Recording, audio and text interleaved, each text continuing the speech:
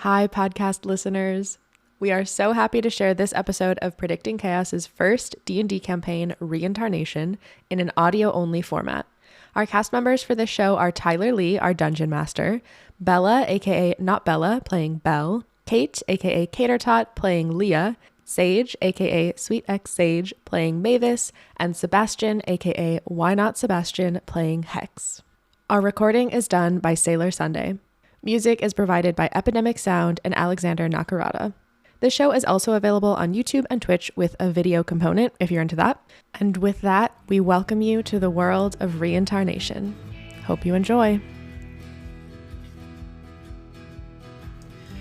Previously on Reincarnation, our heroes leveled up. The party had a group huddle to discuss what they would do about Errolith's plan to harvest the Ankeg Queen. They concluded that the two parties would work together, but perhaps in a not-so-murdery way. They all made camp for the night, bathed in the light of the underground mushrooms. We saw flashes of each party member's pasts. Hex meeting up with Kale and Vu with an ominous message. Mavis's final interaction with his childhood friend Lilith. Leah learning how to become a ranger. And Belle discovering a secret that her father was keeping from her. Our heroes navigated out of the tunnels, observing layers of sediment and patterns in the caves. They broke down a wall and reached the surface of affliction. But what awaits our heroes? What new dangers and mysteries will they face? Find out right now on Reincarnation. Yeah. Yay! Amazing. Welcome back, everybody. Welcome back to Reincarnation. I'm still Tyler. This is still everybody else. Yeah. Kate, Sebastian, Sage, Hello. Bella. We've got everybody here. Very, very excited to have another session. Welcome to the beginning of Arc 2. We are going to start, as we always do, with fun facts. This week, we are going to start with Mavis. Mavis, do you have a fun fact about yourself for us? Do I ever?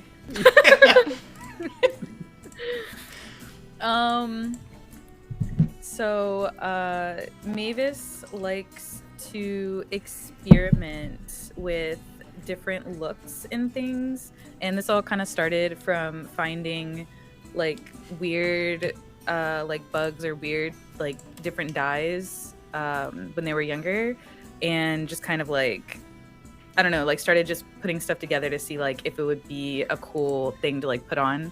Also found out how he was allergic to a lot of really random stuff, but it was a really cool fun little experiment, and so he uses that to this day to help with disguises and whatnot. I love that. That's amazing. Thank you, Mavis. You are on the back of the queue. Hex, you are up next. Do you have a fun fact about yourself for us? Yes, Hex learned how to speak Infernal from Kale. So very rare for a man such as Hex to know the Infernal tongue. But that's where he knows it, and that's where he learned it from.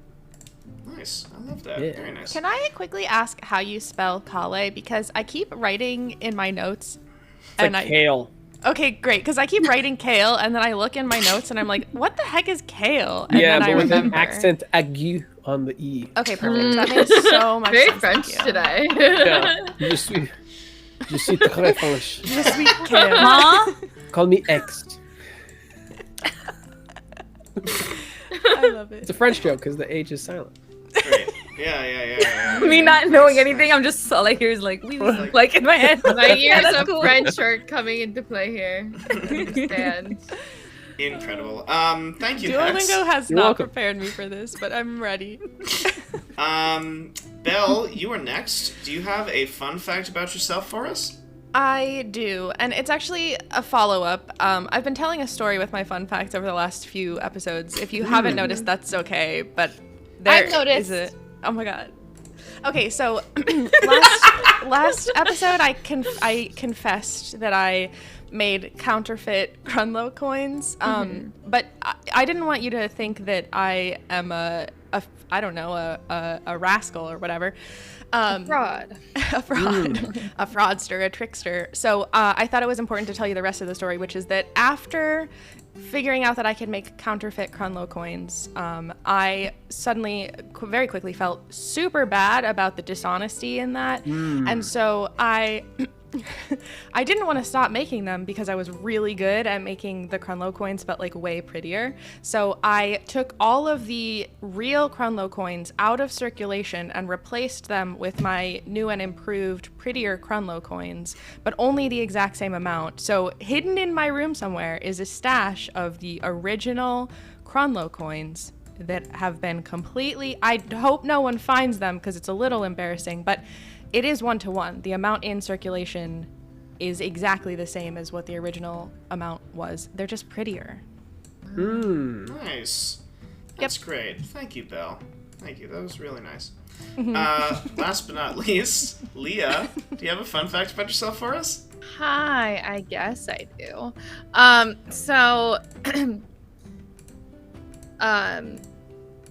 Oh yeah, I know what it is. Leah, I came up with this beforehand, but for some reason, as soon as I'm up here, I'm like, what is it? Okay, so Leah doesn't really like desserts. Okay, she's not a very sweet person. The only thing that she likes are oatmeal raisin cookies, and she'll eat those like all the time because they're like kind of not like sweet. Like she doesn't like chocolate. So yeah. Nice. That's cool. Nice. All right. That's wild. Nice. Yeah. Well, I myself am allergic to chocolate, so. Oh, Are you? Okay. Oh, wow. Yeah, Oh, yeah. my God. I won't break out to like hives or anaphylactic shock, but like I do like I sneeze every time I have it. My throat gets really itchy, and sometimes yeah. I do break out in a rash. Yeah, Right. that's Yeah. Write that down for future reference. Damn. Wow. All right. Well, yeah. Good to know. Good to know. Yeah. Well, great fun facts, fact. everybody. We are going to open up exactly where we left off with our party beginning to enter the thoroughfare. So the thoroughfare right now, I would say it's about early pre-noon. I'd say maybe 11 a.m., 10:30. The thoroughfare is bustling as always. There are people wheeling goods about. There are several carts that Leah and Belle you recognize as carts full of vegetables, products from the Grove, that are being distributed to various establishments, the Soul Star being one, Al's being another, several other smaller food carts that have deals that purchase these goods. And I believe 3 of you are going off to the Soul Star, or I guess all of you are at the Soul Star to get some snacks before Hex, you go off to meet with Kale and Vu, and the rest of you go to keep My house. Krunloe. Yes, to your house. I'm going to say, let's see, let's pull Aerolith up there with you all, and Celia is with you as well. Aerolith Mendelonin. Yes, very nice. And we'll put Bill there as well. Make him a little bigger. There we go. I love Bill. So Me too. So the 4 of you plus Bill plus Aerolith plus Celia are at the Soul Star. You are snacking on what snacks would you like to get? One of each. One of each. Great. Oh my God, Great. when? Yeah. Can I order one of each, please? Yeah, Belle comes back and I want to do with- it really smoothly. Like a huge, there's a human sitting behind a counter, and you say, one of each, and he just slowly turns and looks at the sign behind him, which has like 24 different I haven't looked at it at all. food items, and he says, that'll be 50 gold. Oh, how much Holy gold do I shit. have? Sorry, just double checking. I have half of that. One Nice. half of one of each. He says, I can give you half of each. You Perfect. spend all your gold on snacks? Yeah, we're going home. When am I going to need it between here and home? Holy shit. Yeah, so you get all Aren't we like right next to my house? What? Yeah. Oh, No, you're gonna that's get true. more gold at your home? Yeah, of course. This is Sebastian, by the way. I think if Hex were listening, it would probably also be Hex. It might also be Hex, but Hex is not. I don't know if Hex is even in this scene. Oh my I'm so sorry. I asked my dad for money before we left for snacks and stuff, and I haven't even had a chance to spend it, so I better spend My it. bad. I am the So worst. again, yes I know about ander of all economics. time. If I get an allowance for snacks for my first adventure, and then I come home and I still have all of that money, do you think that I'm going to be granted another allowance? No. My father will say, "Oh, if you didn't need all that money, then I guess I don't have to give you more money. You have to spend money to keep getting your allowance." That's economics, baby. You went to like the U.S. military school of economics. Holy shit. Krunloe coins work. Oh my gosh! Wait. Holy shit. Okay, yeah, so, It does translate. It's kind of wild. Wait, what happened? No, the U.S. military. Sorry. Go for it. This is how budgeting works. Like corporate. I was like, you're right. You do budget have to is all- spend it in order to continue getting more. That's bonkers. I forgot about that. Sorry. Anyways, I have 0 gold now. Yeah. And a ton of food. Alright, yeah, so yeah, you come back, you see Belle come back with a very large tray full of different kinds of snacks. And you put it on the table, and Aerolith looks down at it and then looks back up, and she like sniffs the tray and she just kind of leans back in her chair. Celia obviously doesn't eat, and neither does Bill, but the rest of you can eat. I forgot about our 2 people who won't. It's fine. Bill can carry the rest back home if we don't Wait. finish it. Don't worry, I Where got are the this. rest of the group? What? Again, where's the rest of the group again? So, Turris and Sir Pillingham, Quick Pickles, and Isong Day had stayed behind to That's right. guard the Okay. the new tunnel Yep. from Okay. other The people, new other tunnel. adventurers. Secret. Yes, the old The new tunnel. nude tunnel? The secret, the nude. No, the yeah. Well, Yes, they're there. Yep, Sorry. Full mom fully team. new. fully. They are guarding the tunnel. Quick Pickles and Esong Day Yep. hanging out. And Turris, the 3 of them just chilling. Nude. So, yeah, so you grab your snacks. Hex, do you want to do anything, say anything before you go? Have some snacks with us before you go. You No, look that's hungry. no, that's quite all right. I think No, I you think should the have a sooner- snack before you go.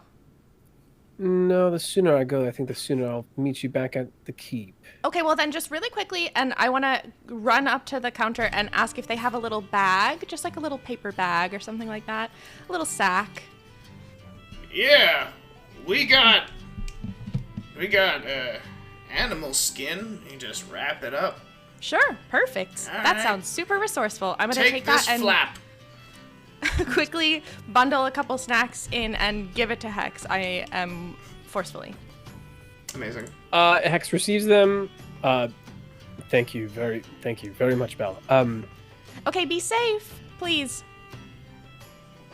I will. I think I'll be all right. I You're think one who that can get into trouble. Don't make that face at me. Okay, bye. Okay. Hex, very flustered, just turns on his heel and leaves. I think. Ugh, sorry. What was in the sack that you gave me? I grabbed whatever the least liquidy items were. Just And 'cause I don't want them what to make a might they mess. be? That's a great question. I ordered one of each, so I don't know what I have. Tyler, what do I have Well- in my? You want me to Tyler, tell I you, just or Belle, need- do you want to do it? I don't Tyler, even know. tell me what's in my sack. Yeah, Tyler, help. What's in your sack? Well, Sebastian, that's a Oh, loaded question, God. I guess. Yeah. Anyway. Yeah. Okay. So, how many snacks did you give him, Belle?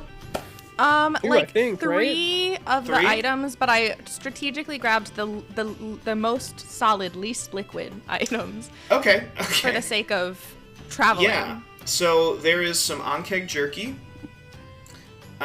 You get the feeling, looking at it, that it's from it's from a thorax, which is Okay. it's not bad. It's not a bad part of the Ankh. It would have been better if you had it from the tail or from the head, but Okay. thorax jerky is pretty good too. There is some dried persimmon. That looks really nice, and some nuts, some walnuts. Great. Can I just kind of get a little, as I leave, can I just get a little insight check on the people who are not in my party? I just want to see what their reaction to me leaving is. I just want to make sure that they're not thinking any funny business while I'm gone. You know what I mean? business. I just want to see if I pick anything up off of them. Yeah. Roll me an insight, please. 13. 13, and you're trying to just get a vibe check on Aerolith and Celia? And Bill? Mostly Aerolith. Not Bill. Okay. No, Bill's in the party, I guess, yeah. No, you're right. Bill likes us. Yeah, so, If Bill ever betrays me, I'll stop playing D&D forever.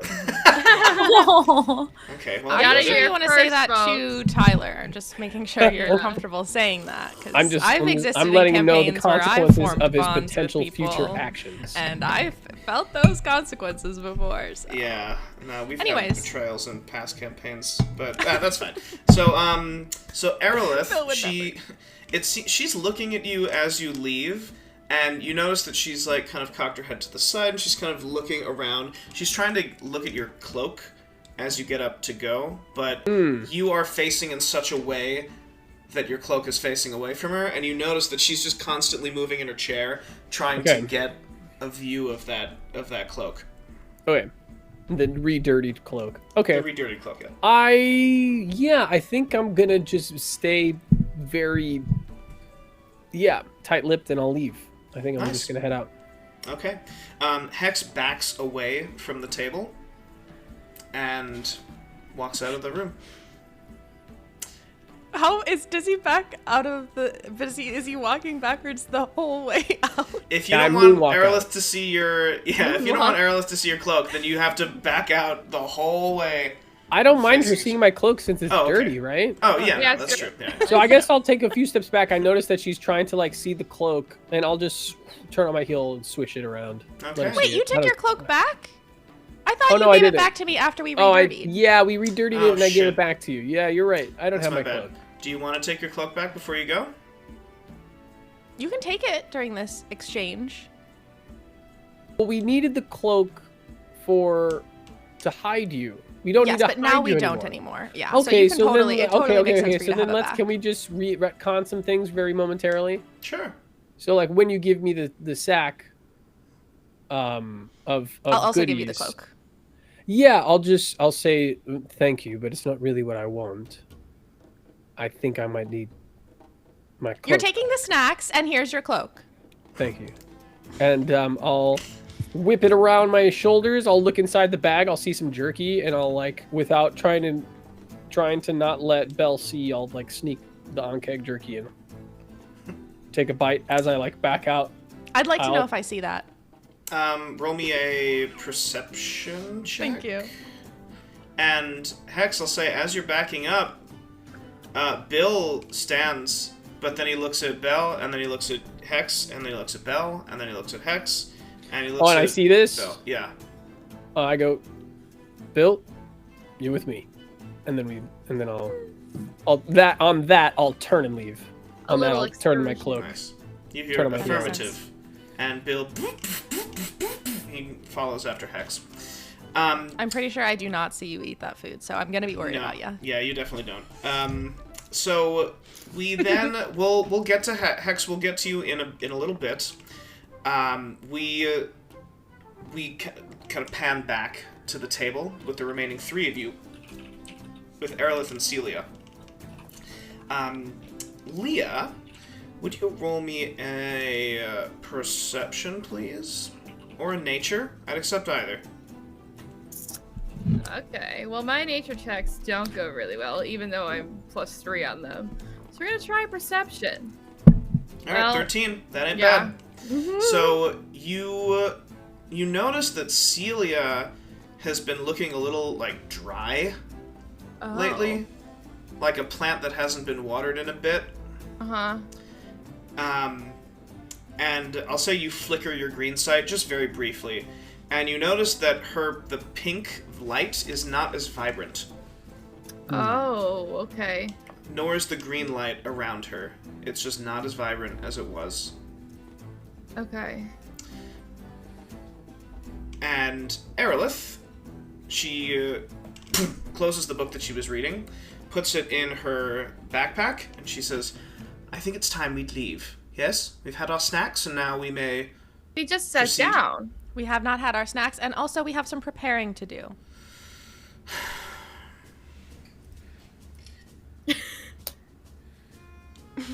Oh, yes. Okay. Okay. First of all, I'd like to just, like, I want to take it all. Y'all feel free to keep snacking. This is my project. I sure will. Okay. I want to just like I want to take a look at Aerolith, and then I want to do like a walk around in a circle and just take it all in. I want to get a vibe check. The things that I'm looking for are like, what does her outfit look like? What's her posture like? How does she like hold her face while in a neutral position? Does she look friendly? Does she look unfriendly? Let's get notes on the physical presence that she presents. So, Aerolith has what many would call resting piss off face. Yep. So, yeah, Aerolith, she looks like she is just never having a good time. Her posture is hunched, no doubt from looking at just constantly having her nose in her books all the time. Her clothing it looks old, but well taken care of, but worn. Definitely worn a lot. And most of her possessions, she doesn't have like an explorer's pack or anything like that. Seems like she has a spell component like utility belt at her hips, and one of those components, one of those like pouches, is significantly larger than the others. It seems like that's for food. You notice that occasionally she'll just, as she's reading, you've just noticed it in your travels with her, that as she reads, she has a habit of reaching into the pouch and snacking on stuff. And the most prominent thing that she owns is her backpack full of books. Okay. And her holster, it looks like a big rectangular holster that has her spell book. Huge. Okay. I want to do my circle. I want to come back in front. I really think my father's going to like you. Daddy always loves people who look studious and prepared and dedicated to their work and their passions, and everything about you shows dedication. I think what's going to work best for us is if we tag team our conversation or maybe presentation with my father, because he loves an organized plan, and he loves people, again, who are dedicated and with a vision. However, he also, if we're just being completely honest, he likes, how do I put this? He, like me and many of us, really appreciates a well-placed compliment, is what I'll say. And I think what we're going to need to do is balance our proposal, our pitch, if you will, with you absolutely have the details covered, but I can help make things a little smoother, a little lighter, a little bit more fun, sneak in some compliments to my father, and I really think this is going to go great. We're going to have a super successful conversation, and it'll be such a productive day, and everyone will get along a lot. Also, a reminder every now and then, this is something that I've learned and I'm still learning.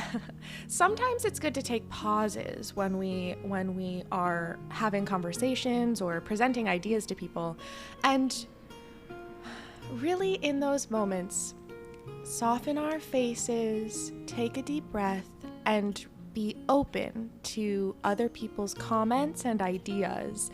And maybe I'm just giving this piece of advice to myself, but if it resonates with you, then you could use this piece of advice too. But basically, I think that we should practice. So what should be what's the plan, buddy? What do we want to say to my dad? I would be telling your father that there is a host of opportunity beneath the ground that he... Opportunity. Yes, opportunity beneath He loves the that ground, word. in the tunnels, that there is a queen Ankheg that must be slain, and when the new queen is formed, we will capture her, and we shall control all Ankheg, ideally beneath the city. Okay.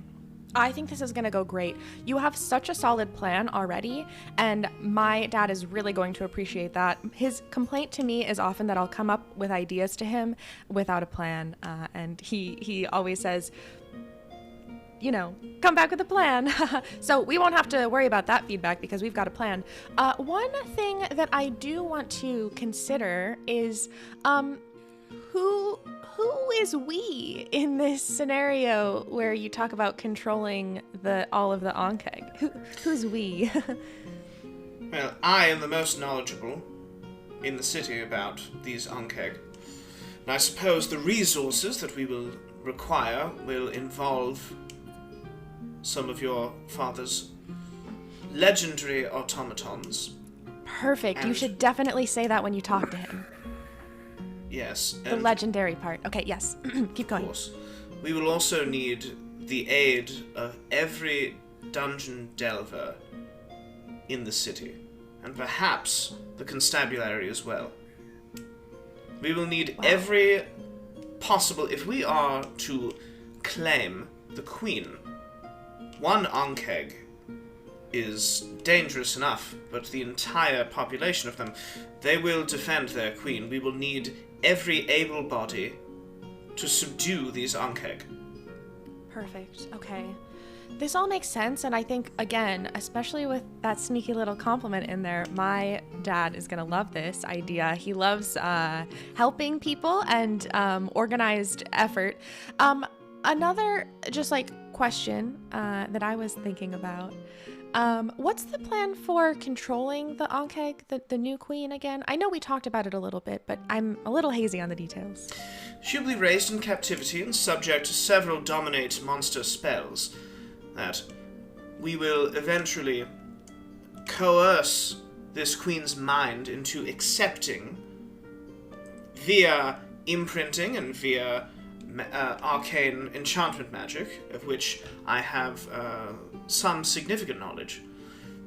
We will control her pheromone secretions, which will then in turn control the Ankheg. We will breed several Ankheg strains and branches of them to essentially be for meat. And some of them will, of course, be functional to aid in the queen's development and find food beneath the ground. Is that gonna hurt her? The spells and everything? I don't know. I don't think it quite matters, does it? Why wouldn't it matter? The queen is a giant insect. A living insect that's alive, right? I suppose we could always modify her memory to forget about the pain. If there is any, of course. Though I suspect if there is resistance, the only time that there is real conflict with mental magic is if there is resistance, and being a newly hatched Ankheg, shan't be much resistance at all. Okay. So, it shouldn't hurt her. I highly doubt it. Well, that's great news. Okay. Alright. I think this is a great plan. I'm liking this a lot. The captivity that you mentioned with the queen, where would that be? And who might control that, or build that, rather? I suppose we will... Well, there is already a perfect containment area down beneath the tunnels. Where this old queen is, we can raise the new one as well. Okay. Okay. Yeah, I think this is good. And again, I think my father's really going to appreciate a well thought out plan. That's one of his favorite things. And don't forget the compliments. Okay. And you're feeling confident in this pitch? We're feeling good. Are you feeling prepared? Any nerves? I don't believe so. I'm speaking to one human. How difficult can it be? Yeah, that's what I used to tell myself too. And then, anyways, I think it'll be great. I think you're gonna be great. I'm really looking forward to it. And yeah, can I help you in any way other than being there? I am concerned. There is one area that does concern me, and she looks at Leah and kind of addressing you as well. She says, the Krunloes thirst for control and power. I do worry that Waites Krunloe will attempt to seize this operation from me and mine. That's my dad's name, if you hadn't heard. I'll say to Leah. Oh, I'll be like, yeah, I've met your dad many times. And she says, I understand that the Grove has become one such property of the Krunloes. Yeah. I suppose we will need to negotiate when we reach Keep Krunloe. What do you mean? Well, your family is... I'm not exactly sure how they came to be the providers of food for this entire city, but they work for a human. They work for everyone in the city. I suppose that's what they're being told. But you and I know that humans, there's always an angle. You know, I can still hear you, right? Yeah, I was about to say, Belle's right there. I assume you would know this about your father. Excuse me? When I had first come to this city, I had offered my services in exchange for comfort and food and a life here. Your father would have none of it. Oh. Well, I suppose it wasn't your father, it was your grandfather. It was about 50 years ago. Well, one thing that my family definitely appreciates is efficiency and everyone having a job. So it's possible that you asked for a job that someone else had, you know? Do you think? Do you think that, maybe? I think we should go and see your father. Okay. Yeah. Mavis, what are you doing? Just eating away. Just eating the snacks. Yeah. I'm literally just eating and listening. I can't. And it literally just feels like this is tea time. I'm like, oh, okay. What's the status of This feels above my pay grade. Yeah. Now I'm just munching away. What's the status of the snack pile? It's pretty much gone. There's like a couple crumbles left, but I can just take this to go. Perfect. Can I look Never ready. over at Celia to see how she's doing since Sure. I've seen her? Yeah. Yeah, so you notice that it seems like Celia, the petals in her hair are dry and falling. Okay. I want to ask everybody. Hey, I know we're going back to Krunloe Keep. Would it be okay if we took a stop at the Grove as well? I want to see my family again. Yeah. Oh. And, I've never been. Yeah, I'd love to see it. would we mind going first? Sure. Yeah. Yeah. Nice. Nice. Yeah, so you, so we're just getting up and going now? I mean, You're I'm ready? all done eating snacks. Perfect. Yeah, I'm done. Perfect. But yeah, I think we should go to the Grove first. Nice. Awesome. So you all begin to get up, and you go to the grove. We zoom out from here. Going through the streets, past alleyways, we see people whipping by as we go very quickly until we catch up to a dirty cloak and the person inside of it. We get to Hex. And Hex... A dirty cloak and a dirty guy. Dirty cloak and a dirty man. You, we hear... Hex, you hear a ping in your mind, and it is Kale. It is different than the message that you'd heard before, which was you recognize as the sending spell, which has no limit in distance. But he can only use it. He can use it very few times, and this is the message spell, which has a much smaller range, but you know that he's close. Okay. And you hear as you are going to, I'll say Al's. Okay, what's Al's? So Al's. I see it. Al's We haven't been to is- Al's though, right? No, you've not. Al's is the closest thing to an inn that we're going to get in the City of Affliction. Okay. There is it's specifically for room and board, not food. Oh. And you open the door, so you hear in your mind, boy.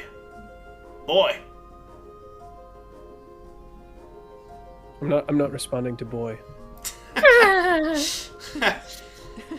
You hear, Hex. Yes, what can I do for you? He says, we're in second floor of Al's, room 206. Door's unlocked. On my way. I want to see if I can just climb through the window, just to fuck with him. Alright, roll me an athletics check. Yeah, just to, I know the door's unlocked, but I just she doesn't want to fuck with him. Fuck. Yikes. Ooh! Oh, this is good. Don't you dare try to use inspiration. I can't wait to see this. So, Hex, you begin to climb. We see you reach for one part of the wall that crumbles in your hand as your arms pinwheel and you tumble about 5 feet, 6 feet, and land directly on your tuchus, and you... Do I take damage for that? No. Okay. I won't give you falling damage for that. Just damage to your pride. Does he notice? Yeah. Do they notice that happened, or is it? I will say that, yeah, there's like a bunch of people shouting. It's like, oh, there's a man that's falling out of the sky! And you see Kale's head poking out of the window, and he looks down at you, and he just slowly shakes his head and retreats back in through the window. Be right up. And then I'll go inside and walk up the Amazing. stairs. Great. Is there anybody at like a love reception? Dice. Sorry. Yes, there is. There is a taller man standing behind the bar. His hair is slicked down, straight black hair, about maybe a little below chin length. He has a big mustache. He looks like he's in his mid-60s. He's got a big apron on, a little bit of a gut. He has 2 knives, like butcher knives, at his hip, and his arm is resting on a desk. He has 2 butcher knives in an establishment that doesn't sell food. Yeah.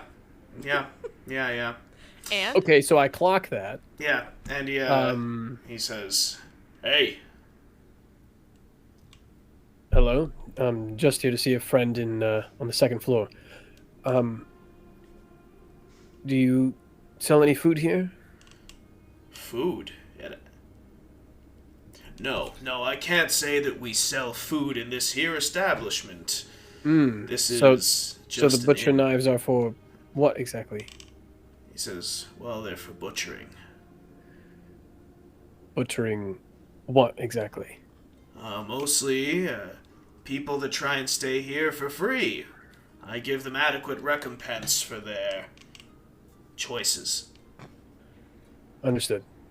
And with that, I'll be. Do I recognize him? Do I know this guy? Do I?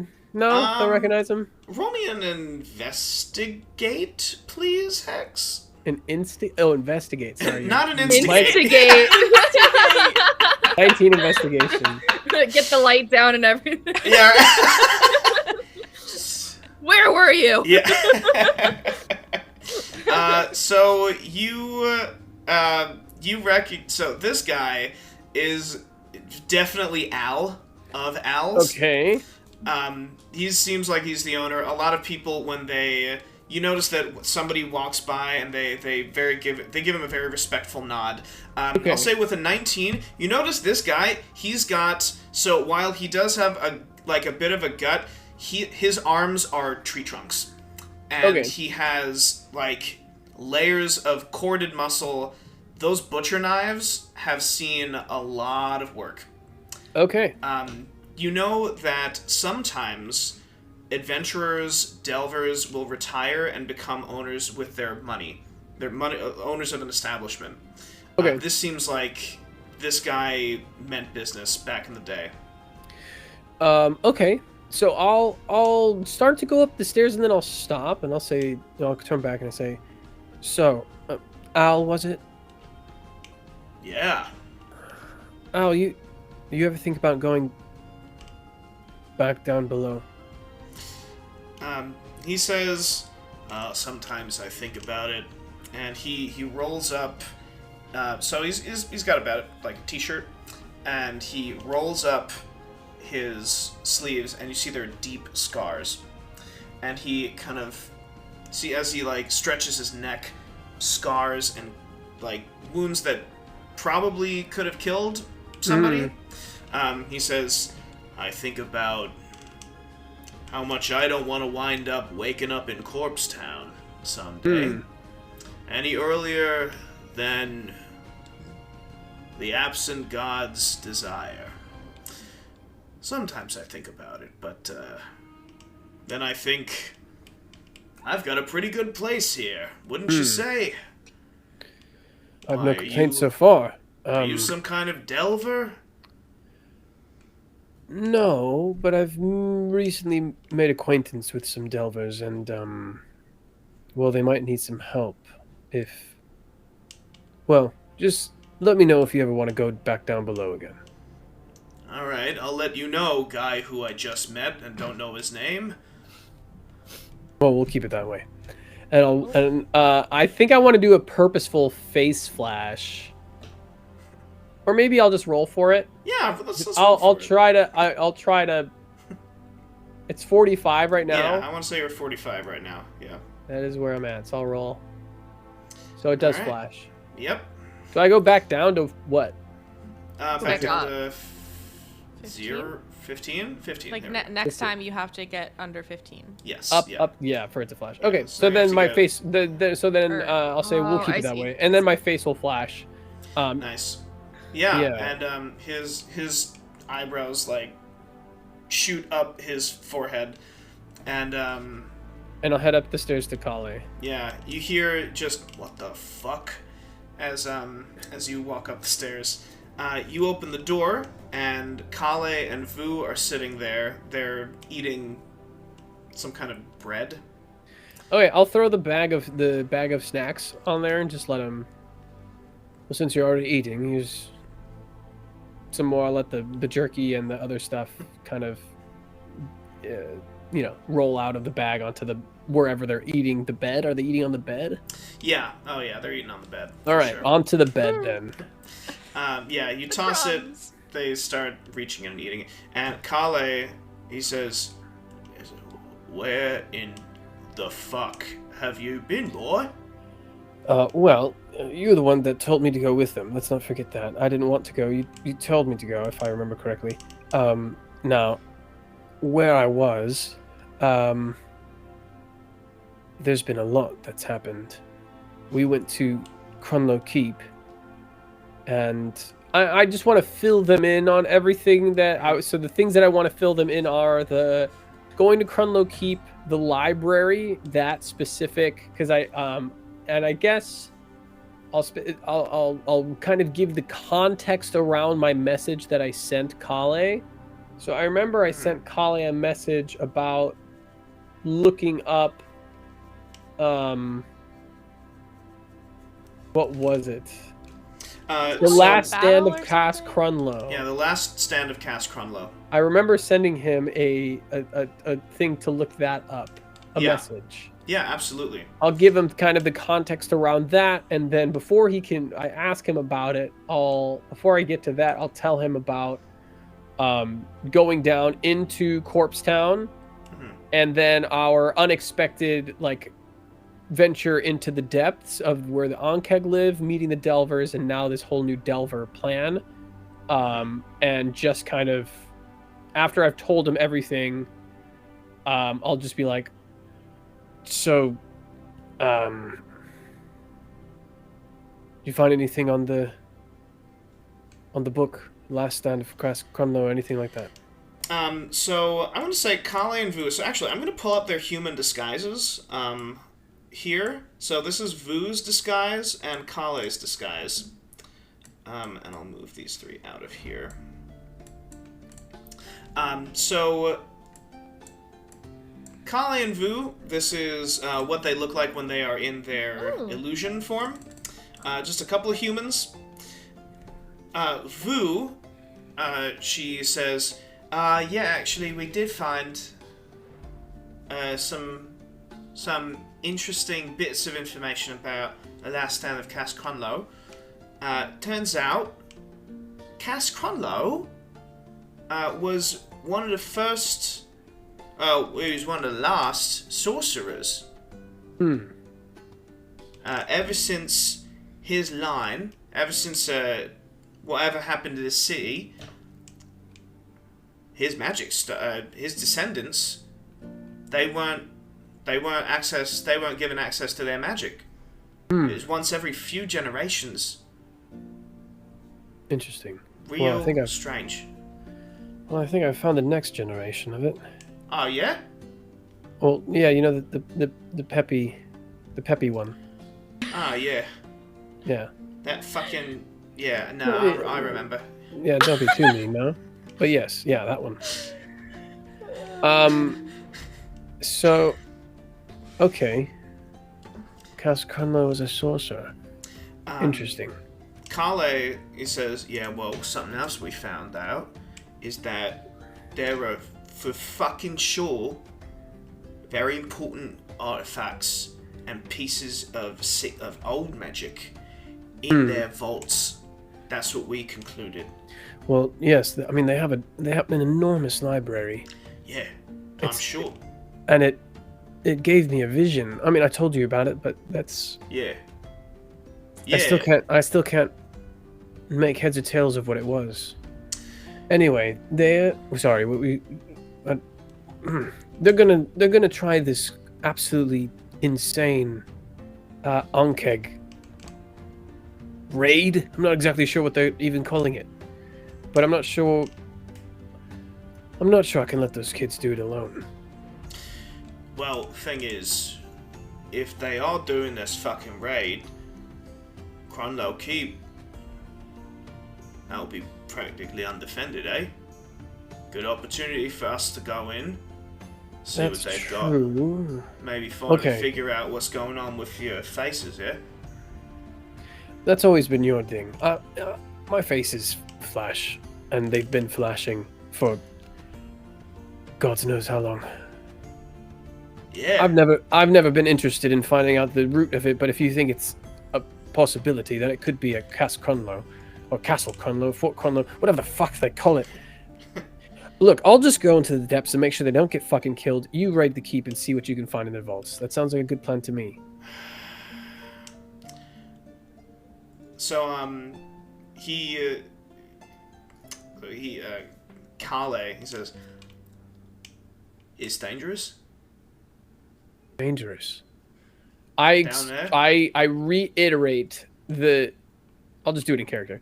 Dangerous. You're talking about a hole as big as a small mansion, and you look down into it, and there's a towering Ankeg surrounded by Hundreds. I mean, it took 10 of us, and all of us pretty good warriors to take down one. It's a suicide mission, Kale. I'm honestly, I'm only going just to make sure they don't get killed. And, so Vu, she takes a couple steps up. She says, and who's gonna fucking watch you? Hey? Oh. I'm gonna try to stop a face flash. 100. Is Damn. it 13? Yeah, another big old Another face flash, one. yeah. Okay, so let's stay at 15. Okay, so yeah, I get so caught up by that question that like it'll face flash twice, like just kind of Nice. just out of embarrassment and kind of like I don't really have a response to it, so I just kind of get nervous in my face flashes. Yeah. And from here we cut to the gates of Waites Krunloe, where the remainder of the party walks up past the gates. Belle and Leah, the guards, recognize you immediately. Who are the guards? Where Who's there right now? We were going to the Grove first, right? We have Yes, to go yeah. through. So Oh, you have to okay, pass the okay. gates and then you go up to the grove. Okay. The guards are, I guess they're different because it's been like a couple of days. Okay. It's not still. Who? Kelly and Mel? Yeah, Mel and Yeah, Seth. Seth and Kelly were guards Seth at and the Kelly? house, and Mel was the guard at the bridge. Oh wait, the Mel was the bridge, guard at yeah. the bridge. Never mind. Not So, the gate. yeah, It was Seth and Kelly at the Yeah, house. Seth and the- Kelly are not the guards this time. Okay. This time it's Flandrix and Finnegan. Flandrix and Finnegan. Cool. The two of them are standing at attention. They give the Krunloe salute, which is, I'll say, they cross their arms, perfectly balanced hands, to represent the scales. And that is the Krunloe salute. And you walk past them.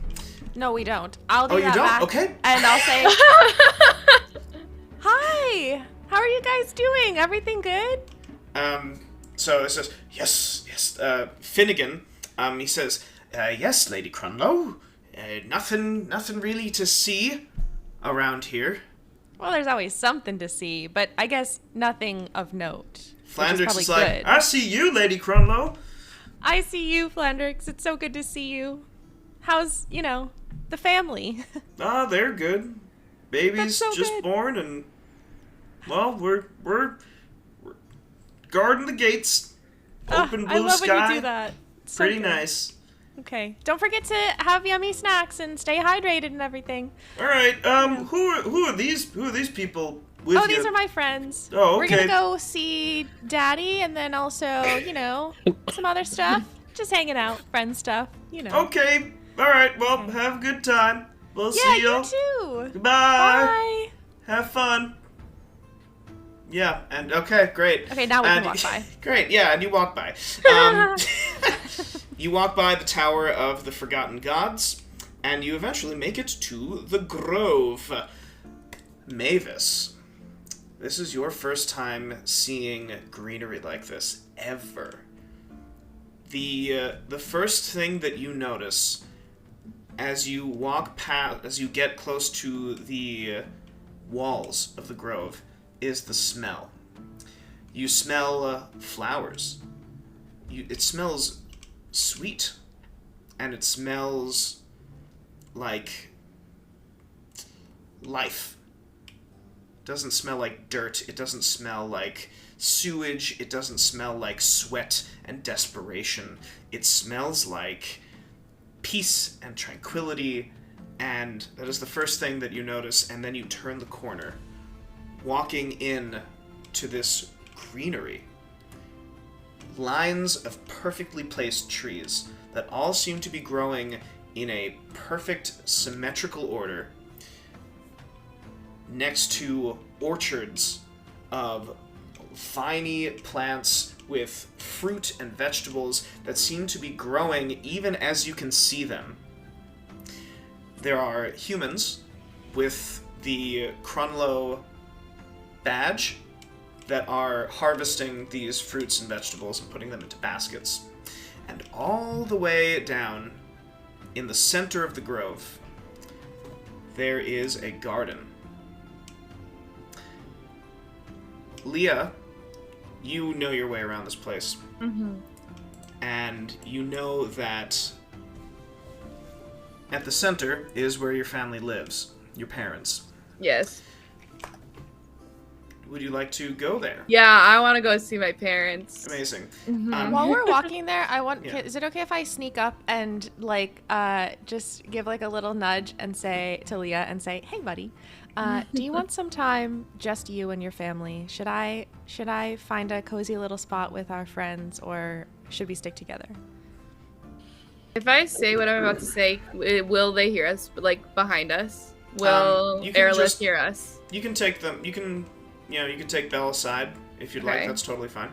I was like, okay. I talked to Belle. I'm like, okay, I don't want to talk to Airlith about this. I don't know. I don't know why, but I only really trust you with this information. Celia's not doing well. That's the main reason why I want to come here. I do want to see my family, but I really, really want to take Celia to my parents because I feel like that they'll be able to help her. And she's not doing well at all. And she can't vocalize that, but I know she's not doing well. So I do want to take her with me. So if you could take Airlith around. Absolutely. Yes. That would Maybe be I can- amazing. Ooh, do you think it'll be okay if I give Airlith and I'm gonna say ooh and then try to like ooh because we're whispering. Yeah. Do you think it would be okay if I give like Airlith and Mavis a tour? Yeah, that'd be great. Just make sure if Airlith tries talking about my family like negatively, please shut her up. Yes. Oh, I'm really good at that. In fact, Thank you. I'll just talk the whole time. Sounds great. I'm so good at that. Okay, great. Sounds plan. great. Do you want a high five or? Or chapstick, the lipstick Yes, thing. chapstick. Oh, we gotta do the chapstick. Yeah. That's incredible. Yeah. Okay. So Yeah, and so high you five. come back to the rest to Aerolith and Mavis and Celia. And I'm on the ground though. I'm on the ground. I'm on the ground going like this. I'm just like, I'm like, Like feeling the grass. Mavis. I don't know if you should be doing that. but it feels so good. It's You so know nice what? to- I'll let you do it this one time, but don't let anyone see you do this. Okay. Okay, just tell them to look away. They're gonna come over to you, and Just it's tell not them to gonna be look away. fun. Tell them to look away. Okay. This is so nice. Why would you ever leave here? You're right, actually. I would like to sit down on the grass Oh, next to Mavis. oh, it's so soft. Oh, it's so nice. Okay. Amazing. I am going to like very excitedly say, okay, does anyone want, I'm so excited. I checked with Leah and she said it would be okay. Does anyone want to join me on a little tour of the grove? I It's so would. pretty here. And Okay, while she's incredible. saying, I'm gonna just I'm like gonna sneak in and put my arm in Celia's and just like hold on to her. Okay, yeah, that happens. So you link arms with Celia, and Aerolith is like, I would love it if we went to Krunloe Keep and spoke to your father, as we had said we would. Perfect. Come with me. We're going to do the tour and then we're going to talk to my daddy. Perfect. Let's go. And I'm going to grab Aerolith, and while I'm sitting on the grass, I'm going to pull her down gently, but Okay.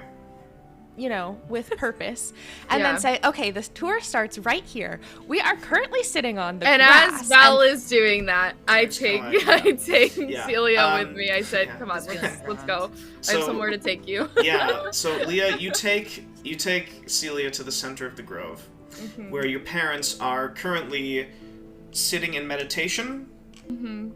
And as they are sitting in meditation, you know that this is kind of how they cast their ritual spells.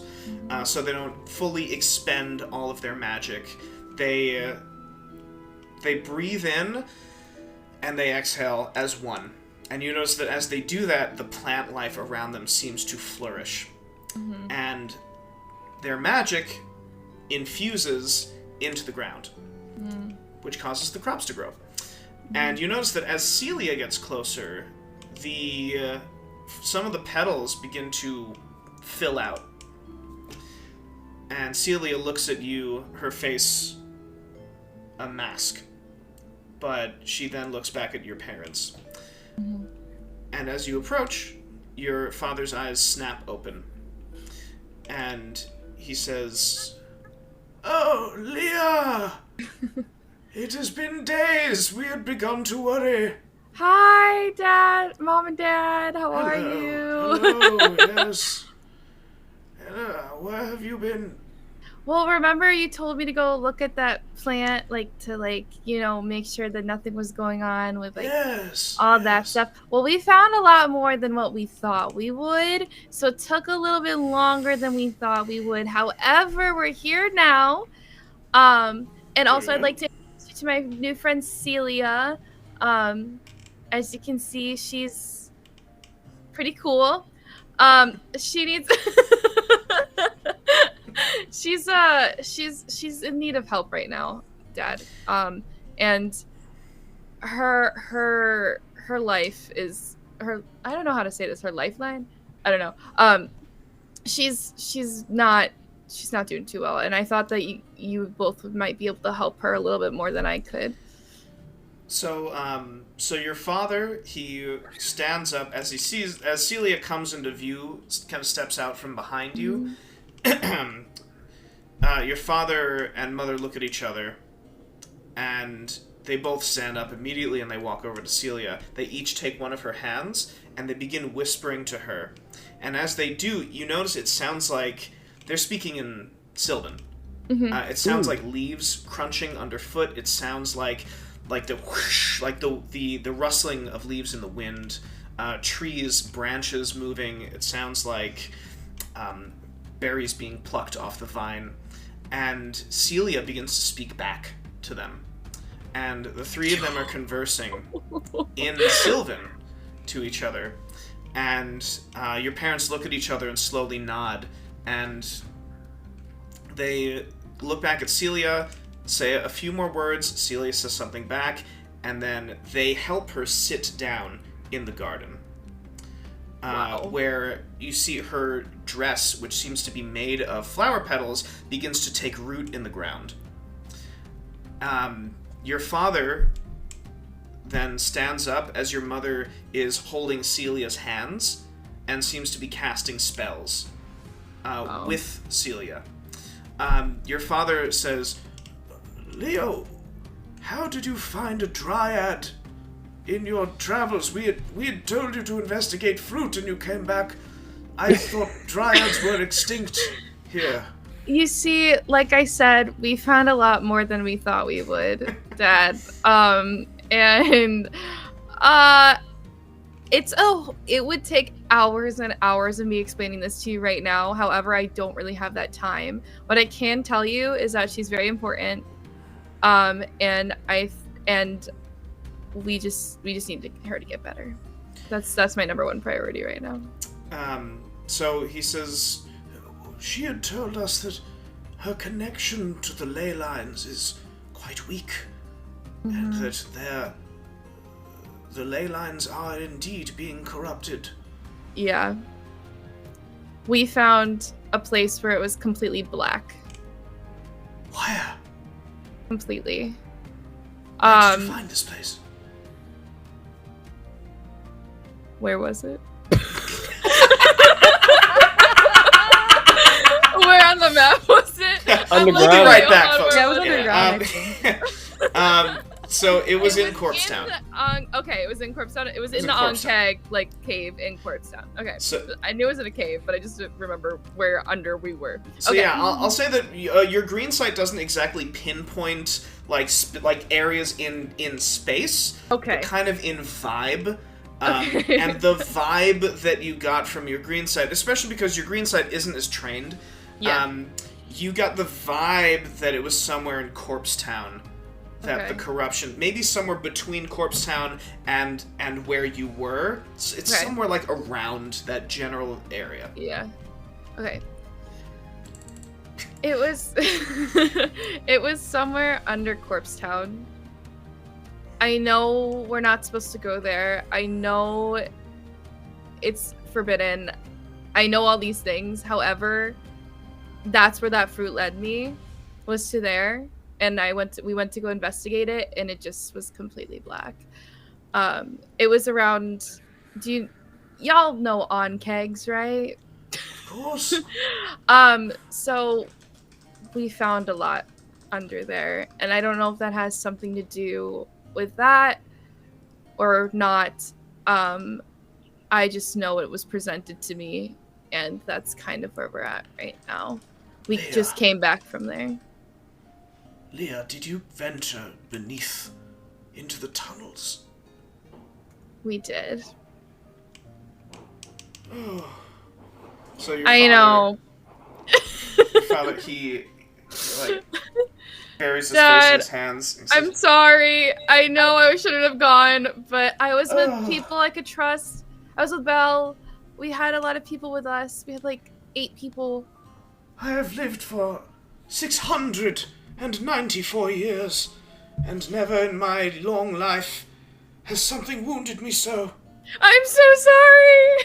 And I like get down and I like start like kneeling in front of him. I'm like, I am so sorry. I didn't mean to disappoint you.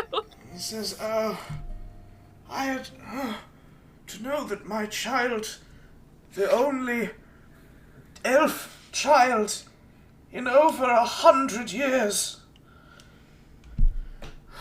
Well, Yeah. I may have met another elf Oh, along the way, and she may or may not be here right now. what was her Aerolith Mendelonin is so, her name? a Mendelonin. Yeah. Oh, they were high elves. They did not associate with us very much in eternity. They were in Derothil to the north. Yeah. But however, to have another elf in our presence would be quite a boon. Well, we can go down and meet her. Belle's taking them around the grove, and my friend Mavis is here too. So you can yeah. So that we can all meet. You can meet all of my friends. They're all here if you guys want to come down. If Celia's ready, of course. So Celia looks as though your mother is finished casting whatever spell, and he says, "Yes, it seems as though we have rejuvenated this dryad for now. However, Thank you so much. Leah, I wish not to cause you the pain that I have just suffered, but I fear that it is grim for your friend." What do you mean? Your friend Celia is dying. What? What do you... Wait, how? I am sorry. Her connection, tenuous already to the ley lines beneath, has been further corrupted. Understand, Leah, that before the rift had opened, before the affliction, dryads were plentiful. And when the land changed, so too did the dryads' connection to the land. They had been severed. It is a wonder that this dryad is alive at all. We can sustain her for as long as we can, but I fear she does not have long. How long? I don't know. Your mother and I had spoken to her, and it seems as though her will has kept her alive this long. She said, all she kept repeating was, "I'm not done yet. There is still work to do. Dryads, they do not think like us. They think in abstracts. I'm not sure what she had meant, but just know that by our estimations, she should have died long ago. My God. I'm sorry, my child. I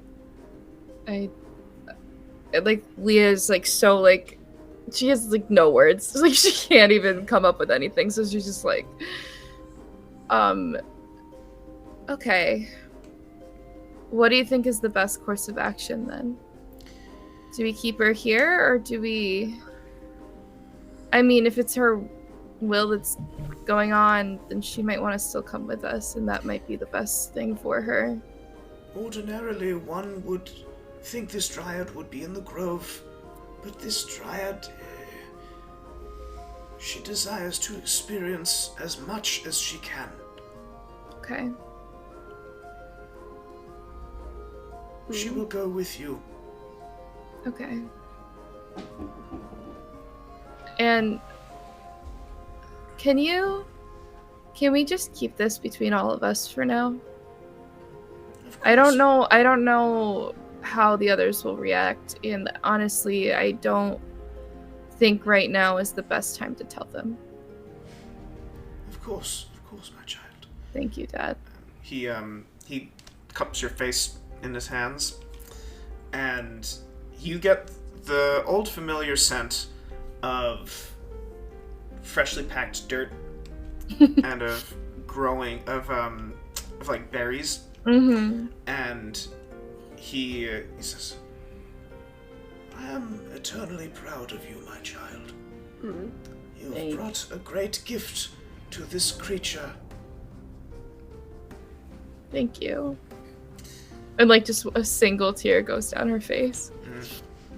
And we kind of zoom past you, past Belle, who's still like, and then over here is this tree, and the zoom past that down to Hex, where Hex, Kale, we cut to like this as Kale like chomps down on some walnuts, and he says, yeah.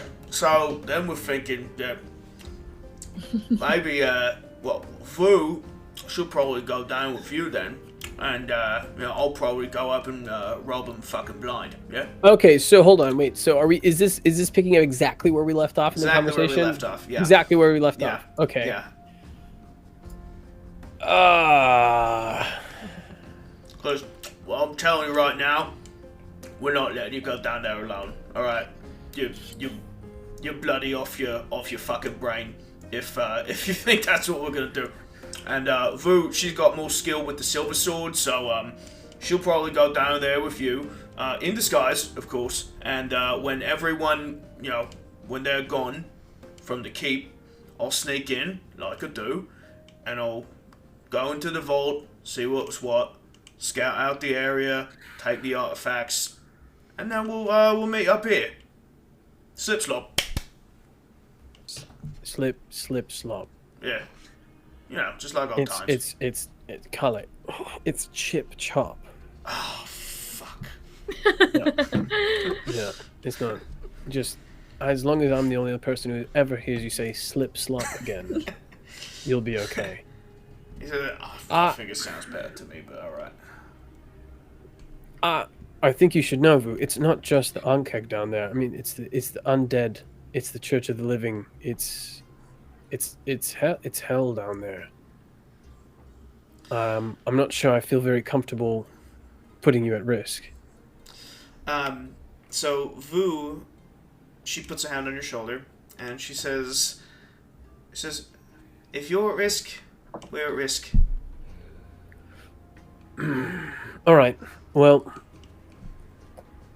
what do I guess this is a weird question to ask, but what do I gauge is the danger of there disguise is breaking? Because I feel like, what's the nature of Vu's disguise? And So is it like Vu's- a concentration that could come down during combat?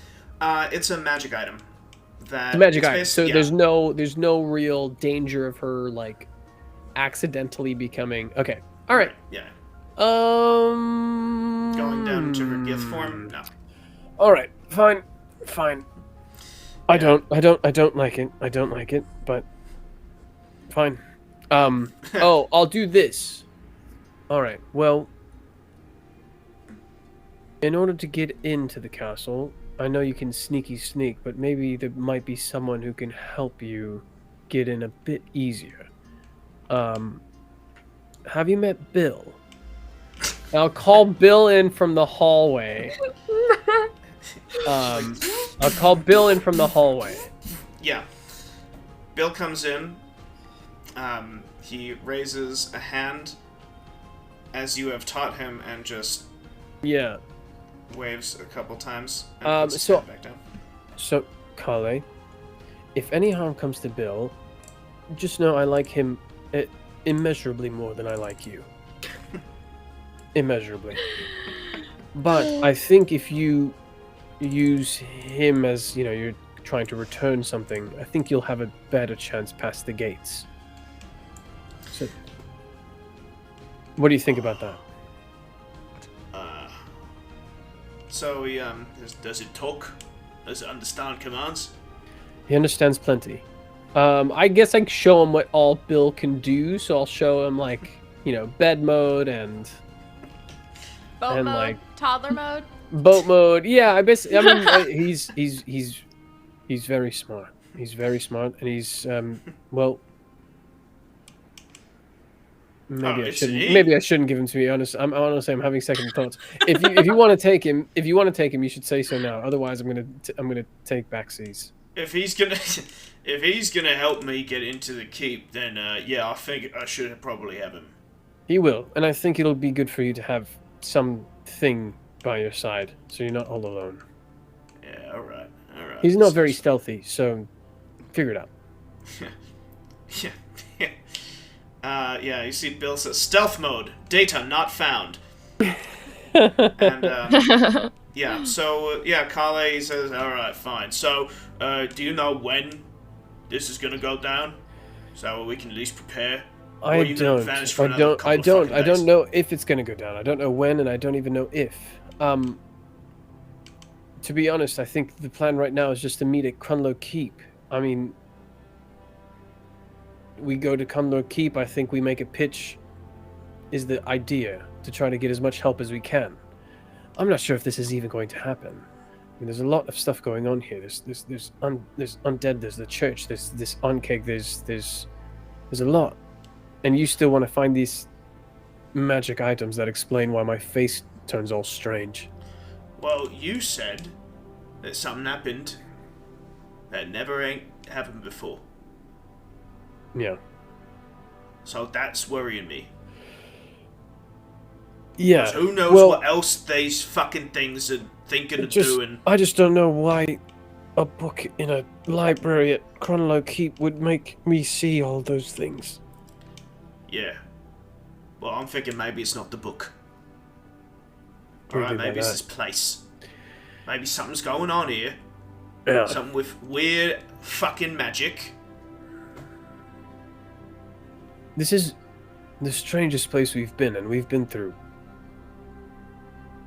And at least there's no demons. Yeah, no some weird offense. fucking places, I know. Yeah. Knock on wood. Yeah. Alright. Well, I think this is the way to go. I think that Vu and I go to Krunloe Keep. You wait for a bit, and I'll let you know. Alright. Or, I can get acquainted with Bill here. Mm-hmm. And then I'll message you. Vu can message me. See what's going on. Sounds good. Anything before we leave? You've been keeping up with your training? Of course. Alright, good. Good. You look stronger. He thumps you on the shoulder. Says, "Good. That's good." Yeah, not as strong as I was. And I'll turn on my heel and leave. Nice. All right. So from there, we're gonna take a quick little bio break. Ooh, Yeah. saucy. Nice. Yeah.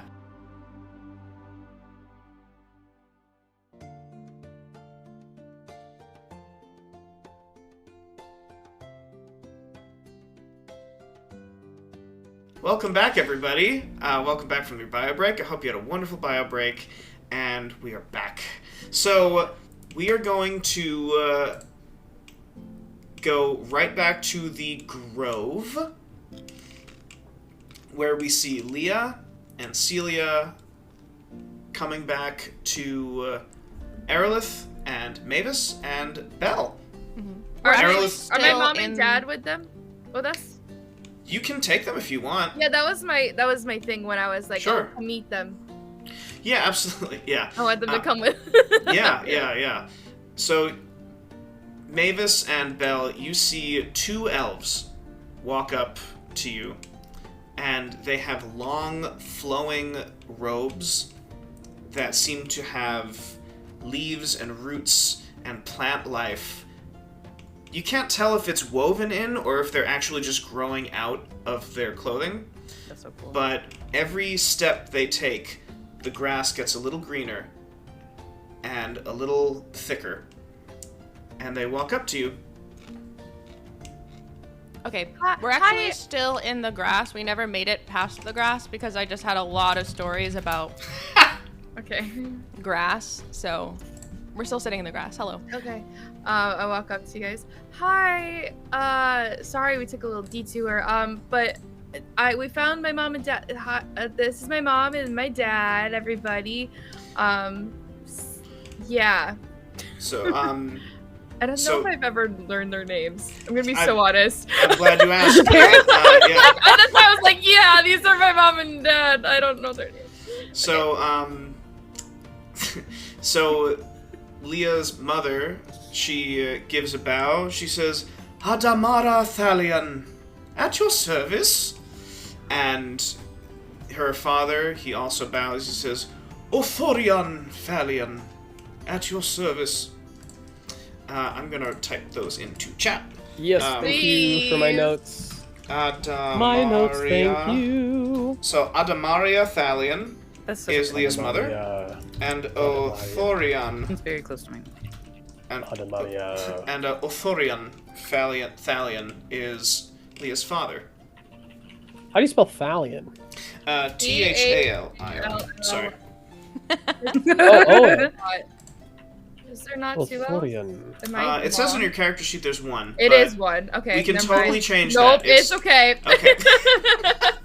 I just got my own name wrong. It's fine.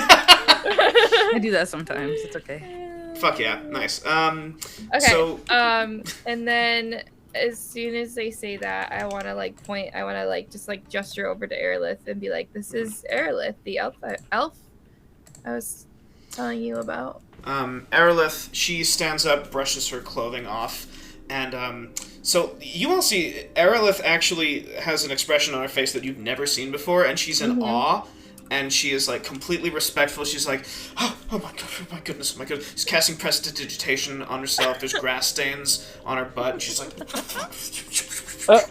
and she gives a big sweeping bow, and in Elvish, she says, Aerolith Mendelonin, my lord, my lady, it is the greatest honor that this humble Mendelonin may bask in the presence of your light, Lord and Lady Thalion. And Othorion, he says, "Oh, please, that is not necessary." And they're speaking in common. Aerolith seems to only be speaking in Elvish in their presence. Okay. Okay. And then is she done doing her thing? Yeah. Okay, and then I'll be like, okay, and then this is my friend Belle, which you've met before, and then Mavis as well. This is Mavis. Hi, Leah. Look, I found a clover. And And Belle you. told me that the four leaf ones are lucky, and the fourth one fell off though, and then she gave this one to me. So it's still lucky. It just lost. Oh, it lost thank you. a heart. Oh, And then don't also worry. look, I found this. This is grass, Oh, and wow. I can also make music with it too. Look.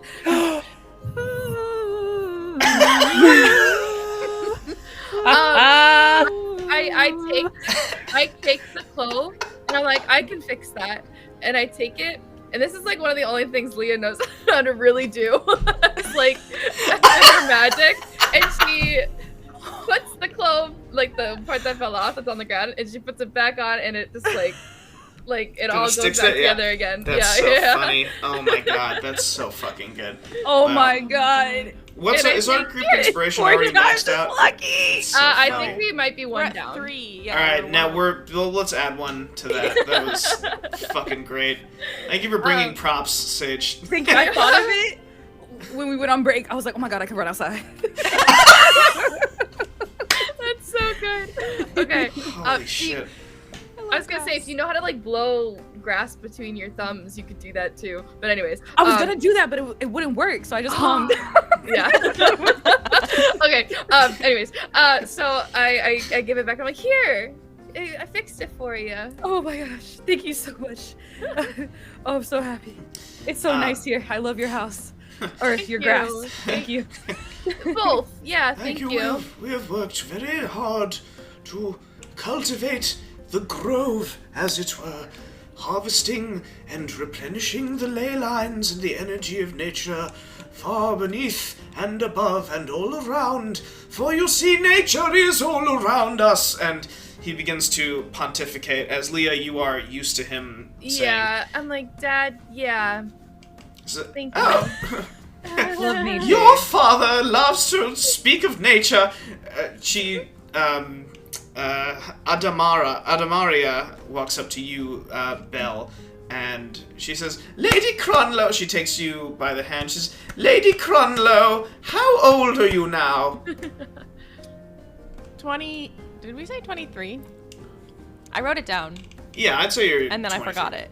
Yeah, she says, wow, I can't tell, I'm so sorry, humans are such short lifespans, I'll never tell how old you are when... I feel the same about you. Oh, you can speak now. Oh, wonderful. It is so good to see you, Lady Lady Krunloe. It is so good to see you. I hope that your skin is still fresh Mom, and your... Mom, I say, Mom, come on.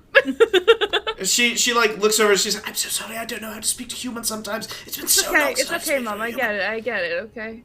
I'm so You're sorry. good. I'm so You're sorry. good. You're good. I'm You're very good. well. I'm going to go back to growing the grass. And she just turns around and walks away. Love you, Mom. Bye. I love you too. And So do I. she says, not so much, and she just walks away. And I love She- honesty. so Orthorion, he says, oh, well, now that we have met your friends, I believe it is time for us to go back to work. Unless there is anything else that your friends desire. So soon? Oh, alas, our magic is limited to our time here in the grove, providing food for the rest of the city of affliction. But it has been very, very nice to meet you, Lady Krunloe. Please give my regards to your father and your mother and your brother as well. Sure thing. Of course. That's so sweet. My brother will be so happy because usually people forget about him, and it really means a lot to him and also me that you know him and care. Yeah, my dad never forgets anything. That is very true. And I love that about him. Yeah, I love that about him too. Just thinking back of like all the times I've gotten in trouble because he's remembered things. Yeah. Yeah. So yeah, your father says, I remember 30 years ago, Leah picked her nose and wiped it on a tree. Dad! We don't need to talk about that. All right, very well. All right, goodbye. And he like Hi, melts Dad. into the ground and like fades away. And then just kind of like reappears in the center of the garden. What the hell? This place is so cool. At this point, so I'm going to say that you all begin to leave. Yeah. Aerolith has just been like muttering in Elvish, just like kind of bowing this whole time. And as soon as your parents leave, she kind of straightens up and she says, "All right, shall we?" Yeah, I'd like to talk about that little stint back there, you know. There's no, we shan't. And she just turns around and begins to walk away. Okay. You. I whisper to Belle next to me. I'm like, she's never gonna live that down for me. You leave the grove and you get to Krunloe Keep. Hex, you and Vu are going to Krunloe Keep as well, correct? I think we are, yeah. Okay. I'm going to say Vu is familiar with the other 3 companions, because she has met them. So I'm going to say that her message cantrip does work. Oh, okay, I see what you're saying. So I'm going to say message me. Yeah, all 3 of you get a ping in your head. And she's... Finally. She's, Sorry. People never message me. I'm sorry. yeah, it says, Oh my god. it says, hello? Hello? Yeah. Is this thing on? Can you hear me? Is this thing... Hello? Oh, great. This is, I'm Vu, I'm a friend of X, and, we are stuck at the gates. There are 2 humans here that won't let us in, and, we'd be very grateful if you could do that Is for Hex us. with you? Yeah, he's here. Hex, do you want to say hi? How does that even work? Yeah, nah. Yeah, he's here. And we hear Yeah. that? Do we hear him say that? Yeah. Yeah. Can you tell Hex I found some grass and a clover, and I'm gonna show it to him when I see him again. And I'll say hi. Yeah, right. And then I look Oh, to but yeah, Belle we're and coming, be I think. like- I look to Belle and I'm like, should we go? Yes, let's go. I was thinking initially that I could just like message Flandrix and Finnegan, but I want to see them again, so we're gonna walk to the gate. I'll say back, we're on our way. Okay, all right. So you fast travel to the gates, and you let Vu and Kale and Vu and Hex in through the gates. And I'll say, good work, Flandrix and Finnegan. Thanks. Yep. You guys are so good at your job. I love having you here. Flanders. Thank It you. sounds like a Sounds like furniture store. phalanges. Flandrix and Finnegan. Yeah, Oh, it does. Actually. Oh, It sounds like a like, story. Really yeah. funny. sounds like Raymond and Flanagan Raymore. or whatever. Oh, yeah. Yeah. Well, I love them. No matter One what. day I'm going to start a pursuits. furniture store in the thoroughfare. Yeah. So you all go to Krunloe Keep. You are met at the gates by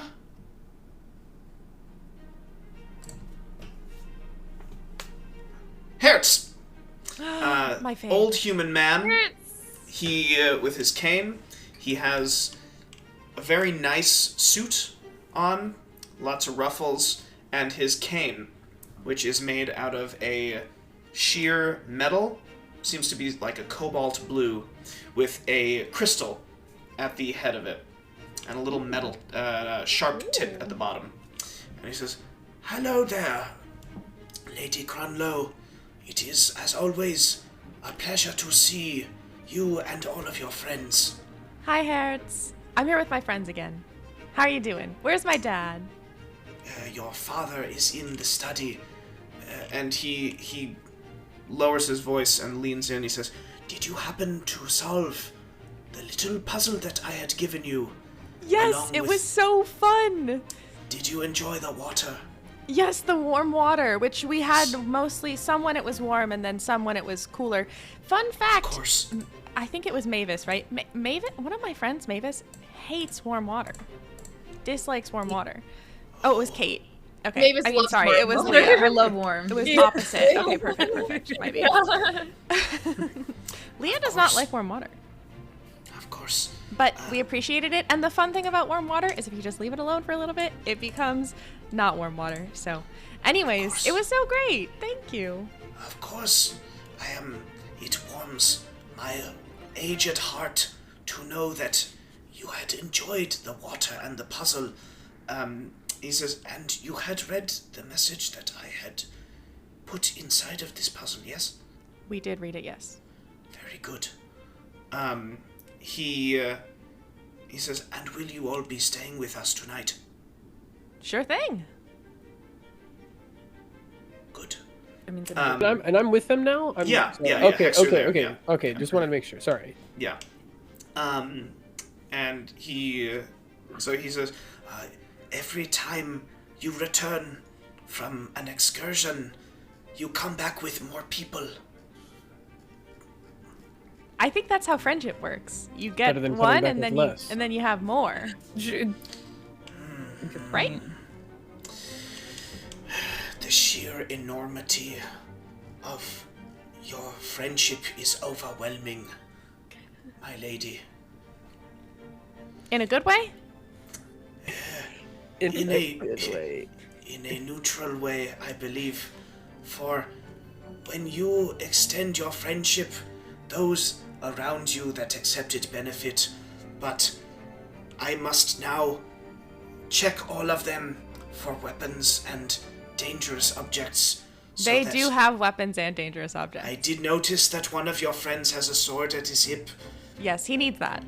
and there is a woman next to him that also has a sword at her hip. And I don't know her very well. She's a new friend, I hope, but she's gonna need that too. It's like there is an elf with you as well, and a pink lady. Yep. Both kind of dangerous, but they need all their stuff, so it's okay. I have a leaf. He says, "Hello, Mavis." Yes. Hello. It's nice to see you again. I've got a rod. I've got a rod. So he turns and he begins to walk into the gates. Can I tell? Like, I just wanted to have a moment with Hertz, or just Yeah, like as we're absolutely. walking in. I just want to kind of walk up to him and say, do you remember the automaton that we left with Bill? I named him Bill, but I think his proper name was hold on, I have it here somewhere. Hold on. Of course. William Serpotson. I believe his numbers, his proper name is 582384719 Yes, of course. He ran into some mechanical troubles. I left him with a friend to repair him. He might be by later. Just letting you know. This weighs heavily on my heart. Oh, it's not supposed to. Oh, all right then. I suppose it does not. This is good then that he is being repaired. Yes, and that very we minor, will see very, him soon. very, very minor repairs. Oh, very good. And what brings all of you to the keep? And this is as you're all following him. Oh, we're just gonna talk to Daddy. We've just got a little chit chat to have. I give an elbow to Vu because I imagine she's reacted quite strongly to somebody saying "daddy," so I'll just like nudge her and just be like, Yeah, Vu's just like, "No, Bless you. easy." yeah, all right. Do you need some water? Hertz, can we She's stop by and fine. get some She'll water on be the way? she'll be fine. She doesn't need water. She just needs to contain Okay. herself. So as you're walking, you notice. So Hertz, he says, "I must warn you that Master Krunloe is in a foul mood today. Oh no. What? Yes. Why? What happened? He is currently speaking with the Low Sheriff and the High Sheriff in his quarters. Oh, Both of them fuck. together? Oh. Yes. They don't like each other, I think. No, they do not. And Oh. they have made a bit of a mess, it would seem. Like physically? Are they messy eaters? Or I think we should just go check it out. Let's walk a little bit I think we should give them faster. some space. No. I want to know what they're talking about. Why are they together? Why is this happening? So yeah, we you left did- Low Sheriff in we- Corpse Town, didn't we? Yeah, we left him. That's why I'm like, I want to go. We did abandon him back there. Abandoned is not the right word. He was not interested in going into the tunnels with us. Well, yeah, we said we'd be back. We never went back. No, he did. I don't think he. I thought I just told them to stay behind. I don't think that they had an affinity either way. I think. Well, I think he was. I guess I'm just assuming because he had reservations about like even going into Corpse Town. I don't know. That's think he was true. thrilled. Yeah. But yeah, I that's told fair. them both to stay back. Yeah. Okay, well, how about this, Hertz? What if we all just walk by the study, and if things seem incredibly heated, maybe we can go have some tea first and then go talk to Daddy? Because I think that we have a plan to pitch and to discuss with him, and I really do think that we need him on in a not his worst ever mood to do that. So maybe we can just do like a walk by. And actually, you know what, on further thought, I would really like some tea regardless, so I think that we should have a tea pause before we go talk to him anyways. So Very well. So you walk by the study, and I will. So the door gets flung open, Ooh. and you see there are. So I'll pull them up on screen. Waites Krunloe at the center. that's my dad. Yeah. Daddy for real. Sheriff Farnham to the right, the low sheriff, and the. Oh my god. Sorry. I mean, Oh my god. I'm sorry. ooh, Tyler, you have to wrangle yourself. Yeah. So you see the low sheriff and the high sheriff. The door gets flung open by one of the automatons, and you hear not Cass. You hear Waites Krunloe. He says, "Now get out of my office." And the two of them walk out. The high sheriff looks. They both recognize. I was gonna The say, four what of are you. they gonna say? Yeah. Wow. And this is as the automaton closes the door behind them. Low sheriff. You notice that he has a pair of glasses in his hand. That you recognize them as Xavier's glasses. No. Oh. The high sheriff, he looks at all of you and he says, "Well, now, did y'all come here for me?" No. Not at Why all, would we be here for actually. you? We're here for my Larry. dad. Why are you here? He says, "I'm here because we've been getting some strange news coming from downtown, and I was saying to Lord Krunloe that it ain't my problem, it ain't my fault. It's this fucker over here." And Whoa. Sheriff Farnham Hang on a moment. I don't Sheriff think we Farnham, should like- name call. reaches for his wand. And I don't think we should use those inside. Whoa. Or outside, actually. I think we should be kind to one another, in fact. Just a general thought. Anyways.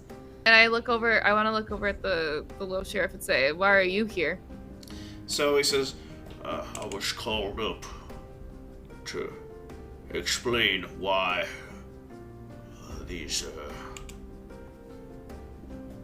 these afflicted keep coming up outside of the city.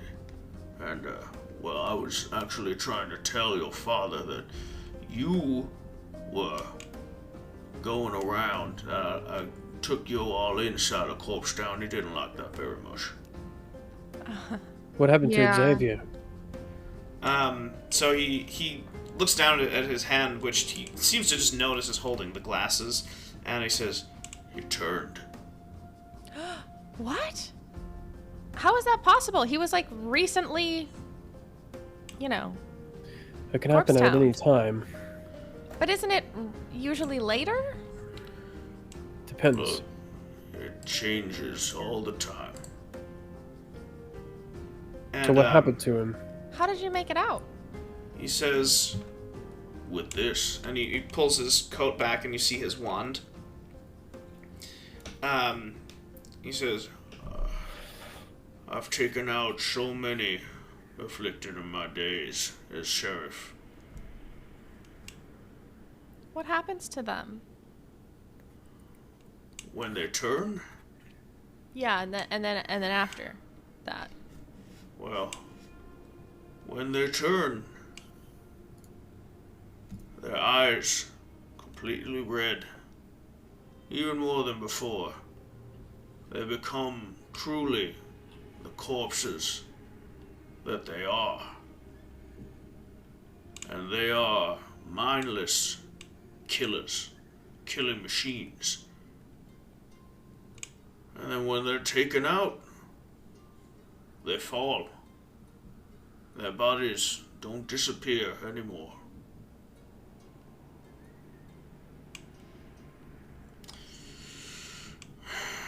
And he tucks the glasses in his pocket, like inside of his coat. He says, I'm sorry. Us too. I had to get out. Well, you said that there were more undead like popping up in the city. Which city? Both? He says, they keep, more and more of them are approaching the walls of Waites Krunloe. Did we see any on our way in? So you're at the gates of Waites Krunloe. So the walls of Waites Krunloe, actually, Oh, it's a different. They're by the map, Luster. so the walls. Oh, that's right. are, Sorry, that's the. separating I corpse see. I from see. I stone. see. Yeah, no worries. There's My a lot bad, of my bad, my Krunloe bad. stuff around here. A lot of Krunloe stuff. They love naming stuff after themselves. Yeah, they do. Yeah. Okay. Yeah. So Oops. the high sheriff, he lights up a dart, which is a cigarette, Damn. and he lights it Inside? up. What? Inside? Yeah. I'm gonna give him a face. I'm gonna do this Start doing this. and He, shake my head. He blows it like away from you, and he says, "Yeah, well, I've been trying to tell your daddy that there ain't room for all these undead. I think we need to go down, take care of it." What do you mean by take care of it? Well, I mean that we really can't afford to keep defending these walls. What do you mean? I mean that eventually they all turn anyway. Yes, and what is the point that you're trying to make? What are you suggesting? I'm suggesting that we deal with this problem before it becomes a problem.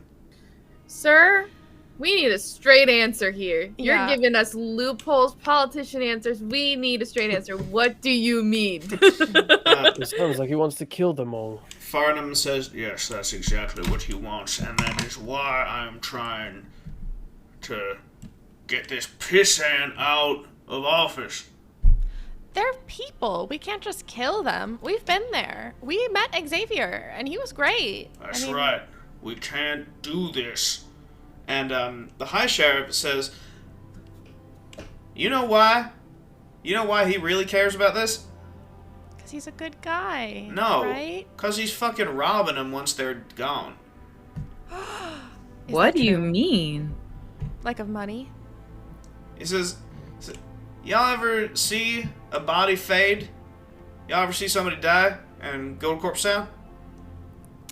Yes, we all have seen that, yes. What happened to their possessions?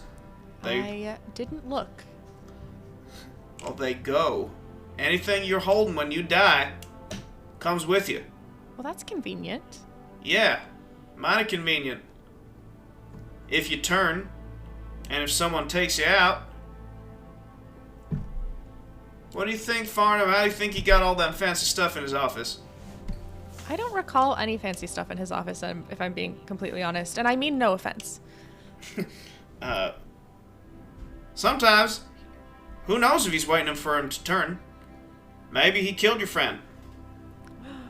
No, he wouldn't do that. I wouldn't put it past him. Can I get an insight check on the two of them? Sure. Yeah, absolutely.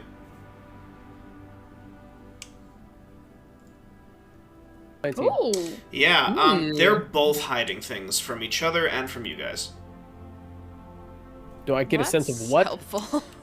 You get the feeling that so as far as vibe checks go, Farnham looks a bit nervous, especially after having these accusations leveled at him. Okay. And the both of them are reaching for their wands. High Sheriff seems very arrogant, but it is clearly a front. He knows that whatever happened in that office, he is losing ground.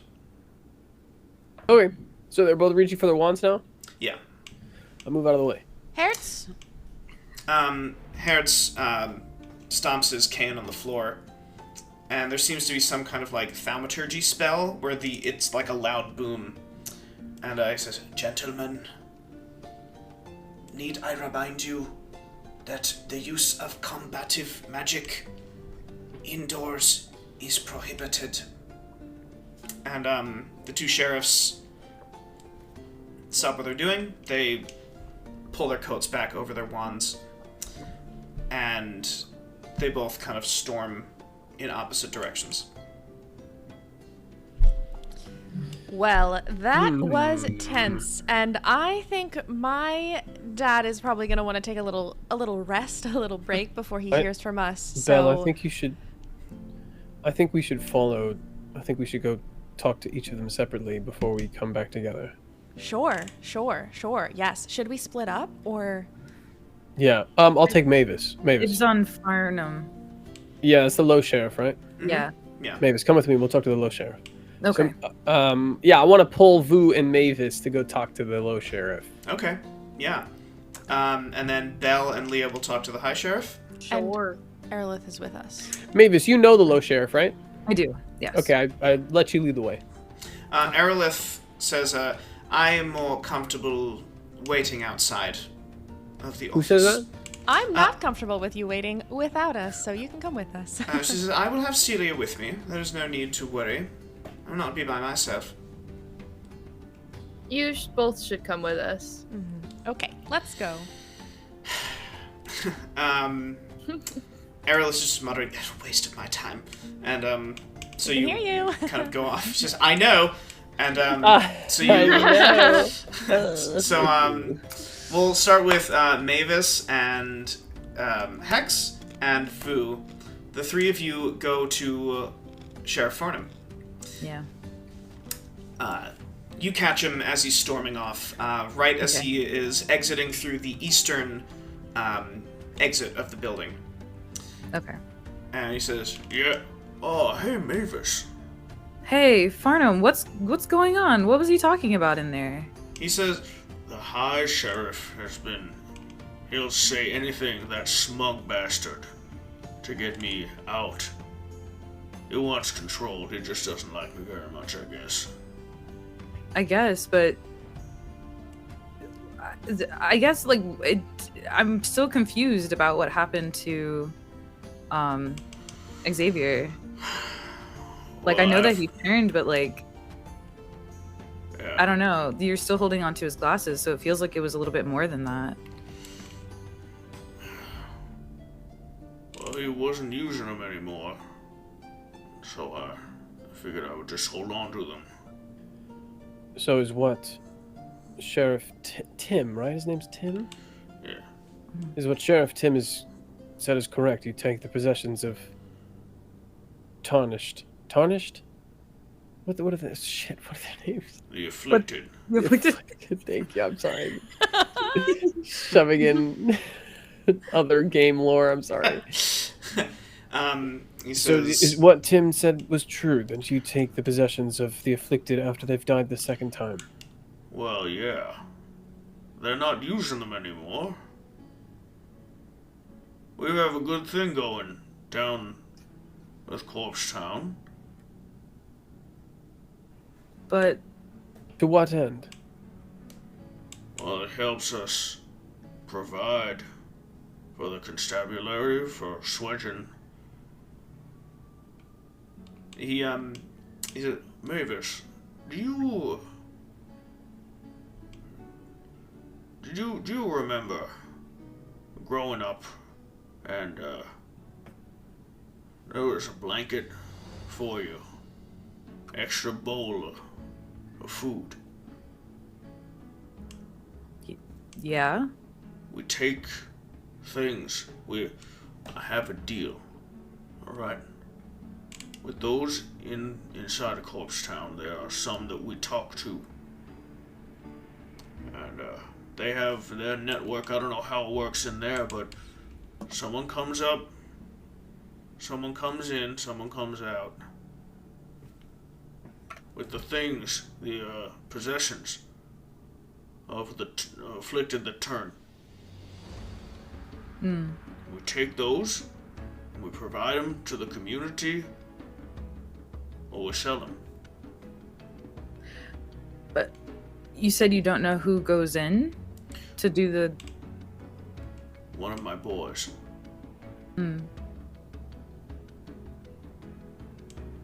It's a good system.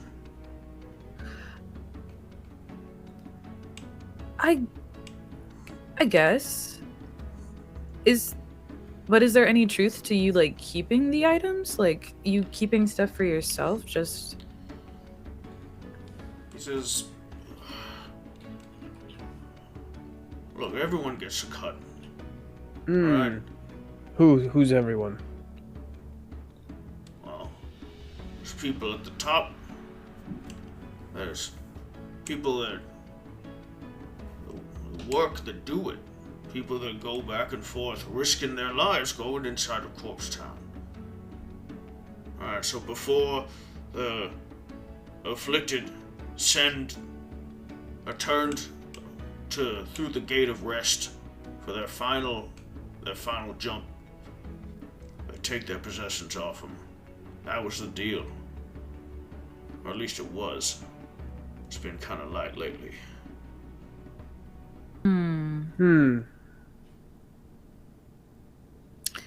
So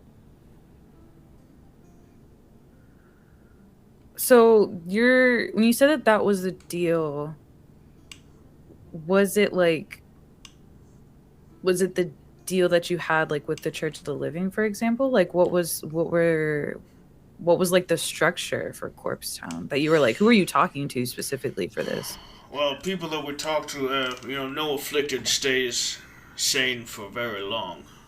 I assume that they have some kind of system inside where they send an afflicted out that doesn't seem like they're gonna turn. But it's been going on for a while. It's been going good for a while. Long Since time. I was a kid. That's so odd. And so back there, what happened? What happened in the room?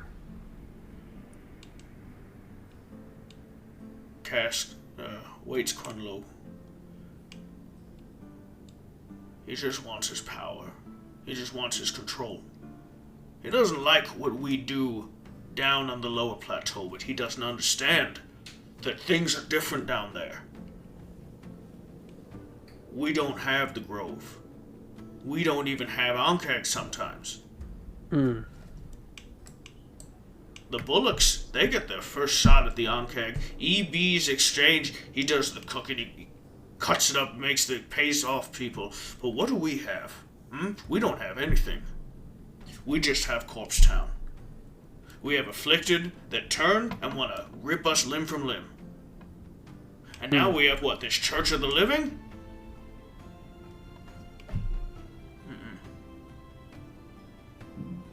Now we have a good deal with the people of Corpse Town.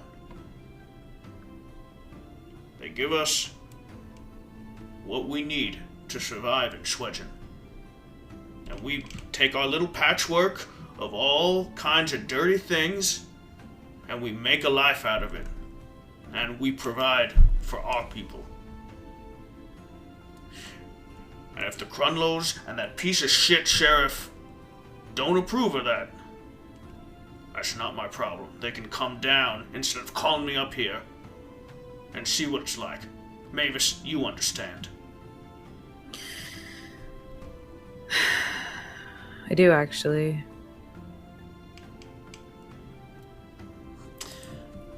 We're gonna cut to the other side, where the High Sheriff is storming down the hallway, and we see Belle and Leah. I'm gonna say, Leah, you get there first. You're probably the most athletic. I'm gonna be like running. Yeah, you run. You cut him off easily, and you stop him, and he comes up short. Can I ask a quick question? Absolutely, yeah. Where is Hertz? Hertz is standing at the door. He says, "I am not chasing anyone." Yeah. I was gonna... Actually, I'm gonna say Aerolith is like, "Can't I just stay with this very old man?" Now No. that you called him very old, no. We're going. So you catch up to the sheriff, and he says, Okay. "All right, y'all gonna jump in front of me? What's going on now? I mean, Have I got kinda enough of a did. tongue lashing from your father?" Yeah. We've got some questions for you. Such as, Great question. Belle, I don't know. what do you have to ask him? Oh, sure.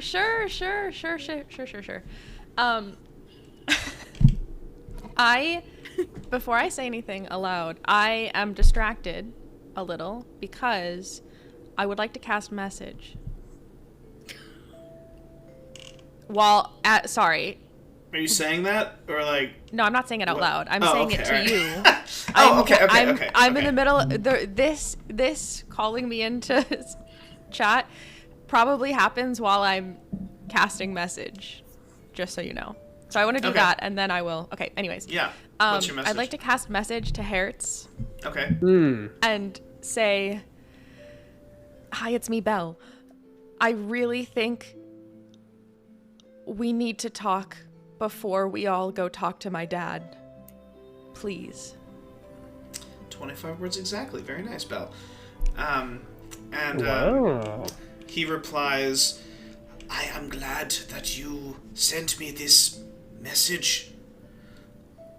I would like to meet in the library tonight, or perhaps whenever you are done." I think Please. that's 25. Oh, sick. Ooh, that's so good. Okay. Okay, so then I'm coming out of that with the like Belle, and I'm like, "Oh, yes, hello, sorry." Even though I have been doing my athletic training, running still sometimes takes it out of me. It's kind of impressive how that still happens. Anyways, hello. Hello. Sheriff, I'm Belle. Oh, I remember. I'm quite busy and I'm quite irate. So, y'all got anything else to say to me? I'm gonna leave. Quite irate we is do hilarious. actually. I'm so sorry to hear that you're irate. We could have some tea, but I think this is probably maybe a quicker chat than that. Why do you think? Like, what's your issue with the low sheriff? Tell us what this is really about. What's my issue with the low sheriff? Yes. His laxity with zombies living in our city. So, And he's what do you- profiting. Sure, but don't you think that wouldn't the best solution to be to work together? I don't understand why you have so much, like, you're not interested in collaboration, and so far the only solution I've heard from you is just to kill everyone, and those are real people down there. I know we stay up here. I think Xavier was really the first person that I spoke to in Corpse Town, but I did speak to him, and I'm not sure if you've spoken to people like that, but they're real people, and I find it hard to believe that you genuinely think we could just kill them. They might look like real people, but they died. The real people died. Yes, but they talk like real people. They have thoughts and dreams and aspirations like real people. They're hungry like real people. They like music like real people. They want to visit their favorite places in town like real people, and they can't because we keep them down there. And now you think we should kill them as well?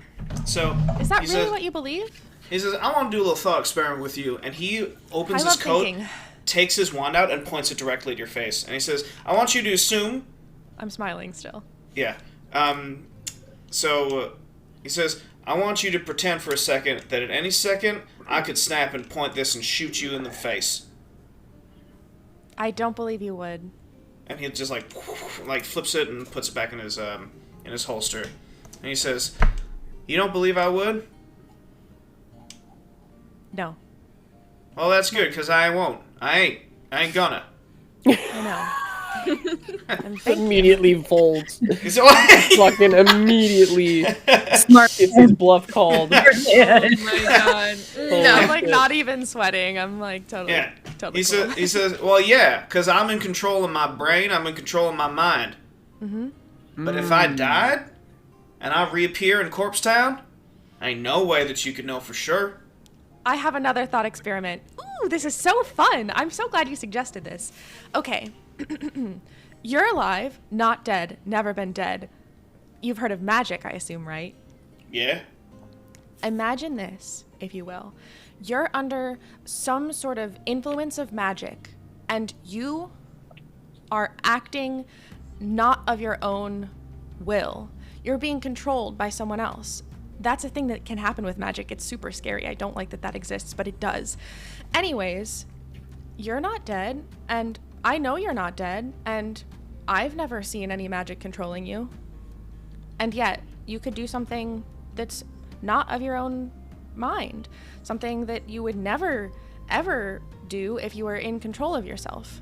What's the difference between someone who's under the influence of magic or, I mean, who knows what? People have, there's all kinds of crazy stuff out there, just saying. Anyways, what's the difference between that and them? So are you saying that you know what causes an afflicted to turn? No, I'm just saying that your argument was that when an afflicted person turns, they're out, like, they could do something as wild as you shooting me right here, right now. And I'm saying that there are other reasons why people could do that, and we don't kill them for it, so we shouldn't kill afflicted people. Yeah. Also, the afflicted people who haven't turned yet aren't killing people willy-nilly. But So they will. I'm not actually sure if your thought experiment is as strong as you think it is. Yes, but you'll kill people too. I will kill an afflicted if it shows up here. And where does it end? That's basically where it ends. I'm not too sure. He says, look, this is neither here nor there, alright? My point is, Farnham, he's profiteering off of these ticking time bombs. But is he killing people that are not yet turned? Is that what you're really suggesting? I mean, who knows, maybe? Do you know? Also, if you want to kill everyone who is also not yet turned, what would you do with their stuff? I don't know, I ain't done that.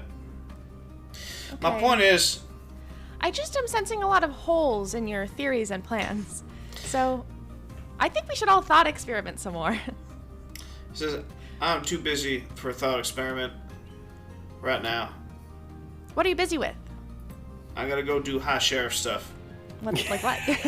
What you doing? Isn't Isn't this a high sheriff thing? I ain't gonna explain the intricacies of my job to you, Okay. Lady Well, Krunloe. you're making it very much seem like there aren't any, Mr. High Sheriff. So,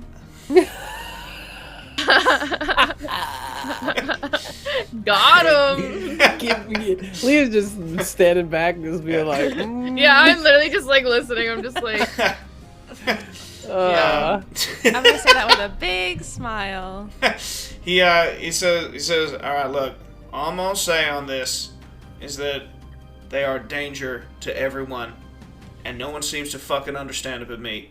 Not Farnham, not your daddy, not you, not anyone else here. They are coming. All right? There's something going on down there. I don't know what it is. I have the feeling Farnham knows what it is. Ain't no one doing nothing about it, though. All right, this Church of the Living? You saw them out there.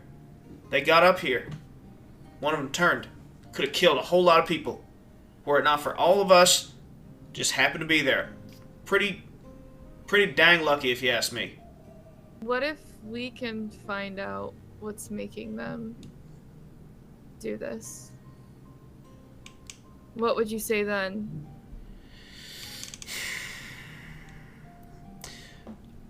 I'd say that that's what I talked to y'all about in the first place. Well, yes. Well, yes. Okay. Okay. Listen. So what changed between then and now when you're suggesting we kill everyone? Why are you so genocidal about this, sir? Yeah. So y'all came in my office, and I said, I need y'all to get to the bottom of this. And you gave us what? 48 hours? No, y'all vanished. And then next thing I hear, Farnham let y'all into Corpse Town? Yeah, we're getting to the bottom of it. Where do you think it would start? Where would the bottom be if not literally in Corpse Town? Where Did y'all find anything? Well, Yeah, we did. you haven't even stopped to actually. ask until just now. And yes, we did also. Yes. All right, well, fine. What did y'all find then? Perfect. Okay, I think the best course of action is going to be for us to regroup after a break for tea, because I don't know about you, but I always feel loads better and way calmer after I have a little bit of tea. So I think we stop and we have some tea and also maybe some snacks. Are you feeling hungry? Anyways, and then we can all regroup together. Me and you and the low sheriff and my daddy, and everyone comes back together and we can come up with a plan all together and we can present our information, and I think you're really going to be interested and you should be there. So, yeah, tea Leah. first. So, Leah, as this is happening, I would like you to roll me a perception check, please. Okay. Because I was gonna say, what are Aerolith and Celia doing during this? Because they're with us. Yeah, so you noticed that... So actually, I'm going to roll something really quick. No, don't do it. Don't do this to me right now. I swear. Roll badly. Oh shit, Oh alright, my so that was not God. 20. What? Alright, so Leah, you notice at the end of all of this, you notice that as all of this is going on, at the end of when Belle says, okay, and then, we'll all get together, and, you and me, and, Leah, and Daddy, and everyone, you notice, when you look at Aerolith, that she's standing very still and just looking at what's going on. And she isn't even blinking. Okay. And you walk up to her, and you go to put your hand on her shoulder, and you go right through it. Ah, this bitch. It is an illusion. Oh my god. What about Celia? Celia's there. Celia's still there. Yeah. Did she notice Aerolith leave? And why didn't you Celia, say something? Celia just hasn't moved. She's just stopped Okay. still. Her face an implacable mask. Okay. I'd like to cast mass. Wait, do you notify me? Yeah, I was gonna. Can I say something? Sure. Really quick? Okay, I do that, and as soon as my hand passes through her, I go, Belle. I'll whip She's- my head around. She's gone. I'd like to cast message to Aerolith. and Yep. say Do us in the other party see anything or notice anything? we're like. I don't really have a sense Oh of yeah, space. did she go? for Did she where go we are. towards you? So this is happening while all of you are talking to Farnham. Okay. And Let's all have. you- Okay, that makes sense. I'll say as you finish up that part of the conversation, you hear Yeah. a door close. Okay. I'm gonna cast message and say to Aerolith. Hello, it's me, Belle. Stop where you are right now. I'm not messing around. I guess I'll pull away from the conversation and go toward the door closing. I mean, our conversation was pretty much. Pretty much the same length, roughly. Belle, you don't get an answer. Okay, I'm gonna cast message to Hex. Okay. And also to Mavis. Thank you. Actually, I'm gonna cast message to Mavis first and say, "Hi, Mavis, it's Belle. I'm sorry that I don't message you all the time. It's so good to message you. I think you're so cool." And then I'm gonna cast message to both of them and say, "Unfortunately, Aerolith is on the loose."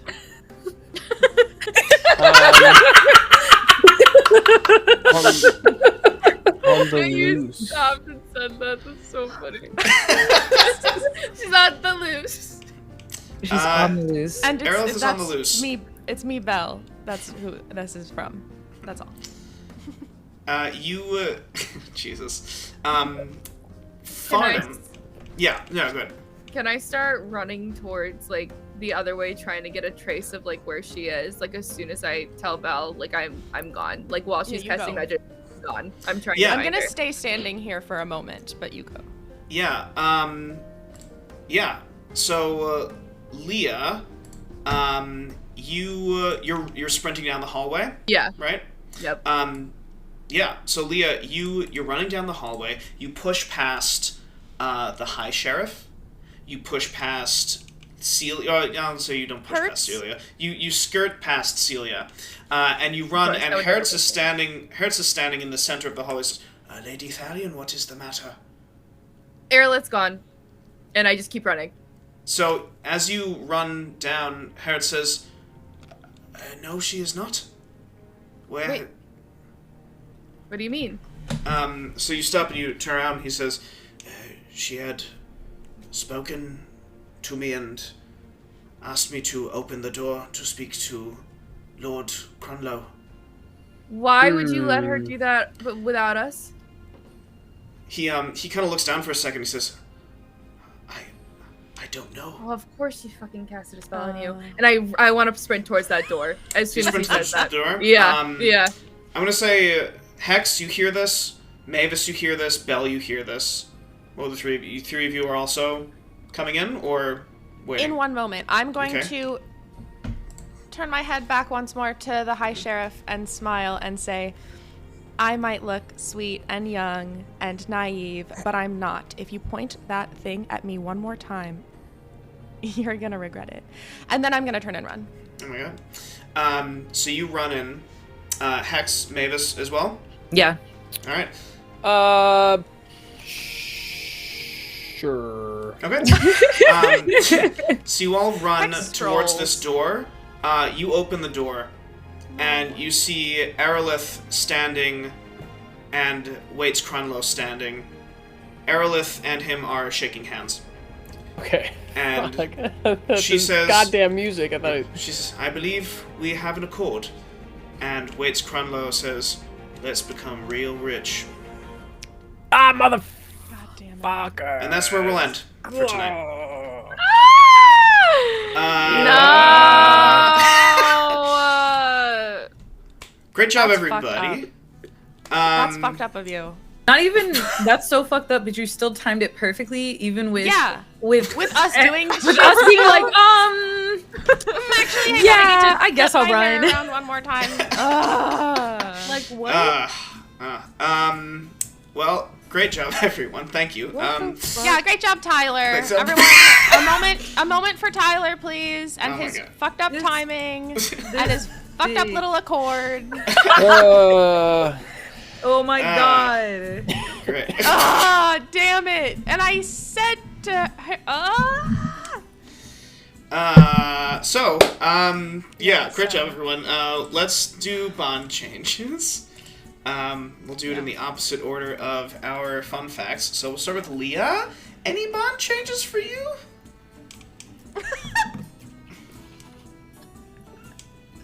Yeah. Okay. A lot happened, okay? Listen. She's so glad that she saw her dad and mom again. It was great. That was amazing. She loves them. Great. Awesome. Cool. Okay.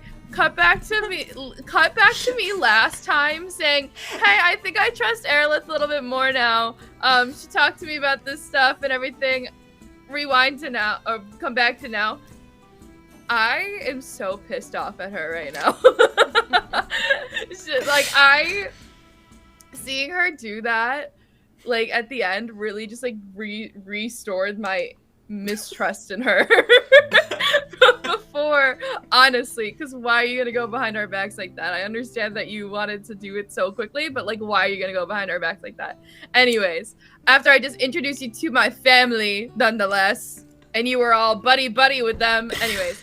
It's hard. So yeah, I don't like that. Celia, I want to cry. I am so sad about her. But I think now that she knows this, now that Leah knows this, she's definitely going to keep watch on her, like eat like so much more so, like watch her like a hawk, like at all times, make sure that she's okay. Still gonna keep that like between the four of them for right now about what's going on with her. Four of them being my parents, me and Celia, about what's going on with her, just because she doesn't want to raise anything, and also she doesn't want to bring it up to Celia because Celia's thinking about something else right now, and it just like she's still going for that, so I still want to keep her thinking about that rather than her death. Anyways, with the group, the core group, still like so like tight with everybody. You know, everybody's great, and Leah's very much enjoying her time with everybody, and is especially very thankful to Belle, like from taking everyone along with her while I took Celia up. That was very nice. So very thankful for that. Anyone else? Hertz. I feel like Hertz is like everyone's like older like grandpa in this, so she just like she loves him. And the high and low sheriff, she's very untrustworthy of both of them. Like she's so like she doesn't want to take like any of their stuff, so that's why she was like she knew that she would get like more like emotional about it if she spoke about it, so she's like, Belle, what do you have to say? Because if I say anything, it's not gonna be good. So there's that. I'm trying to think if there's anyone else. I don't think so. But yeah, that's all. Nice. All right, great. Thank you, Leah. Belle, you're next. Any bond changes for you? You bet. I think like again, as always, the core group is like same like as close as always. Like I think there's nothing, I don't know, like there's nothing changing that. Like we're still really, really close and working really well together. Hold on. Sunday, put Belle on. Okay, thank you. Go. Cool. Yeah, okay. Yeah, no changes with the core group. We're still working super well together, and I think it's just like, you know, yeah, it's all really good. I think bond changes, I don't think that Belle, I think that it's been like a downward trend in general with Aerolith. And so that was, but I don't know, like Belle is really one to decide to trust people. So I think like even with everything, it was still surprising and really disappointing that Aerolith like, I don't know, like kind of betrayed us again, I feel like, in a sense. I don't know. I would think. I don't know. Whatever. Anyways, not great with Aerolith. And I think also,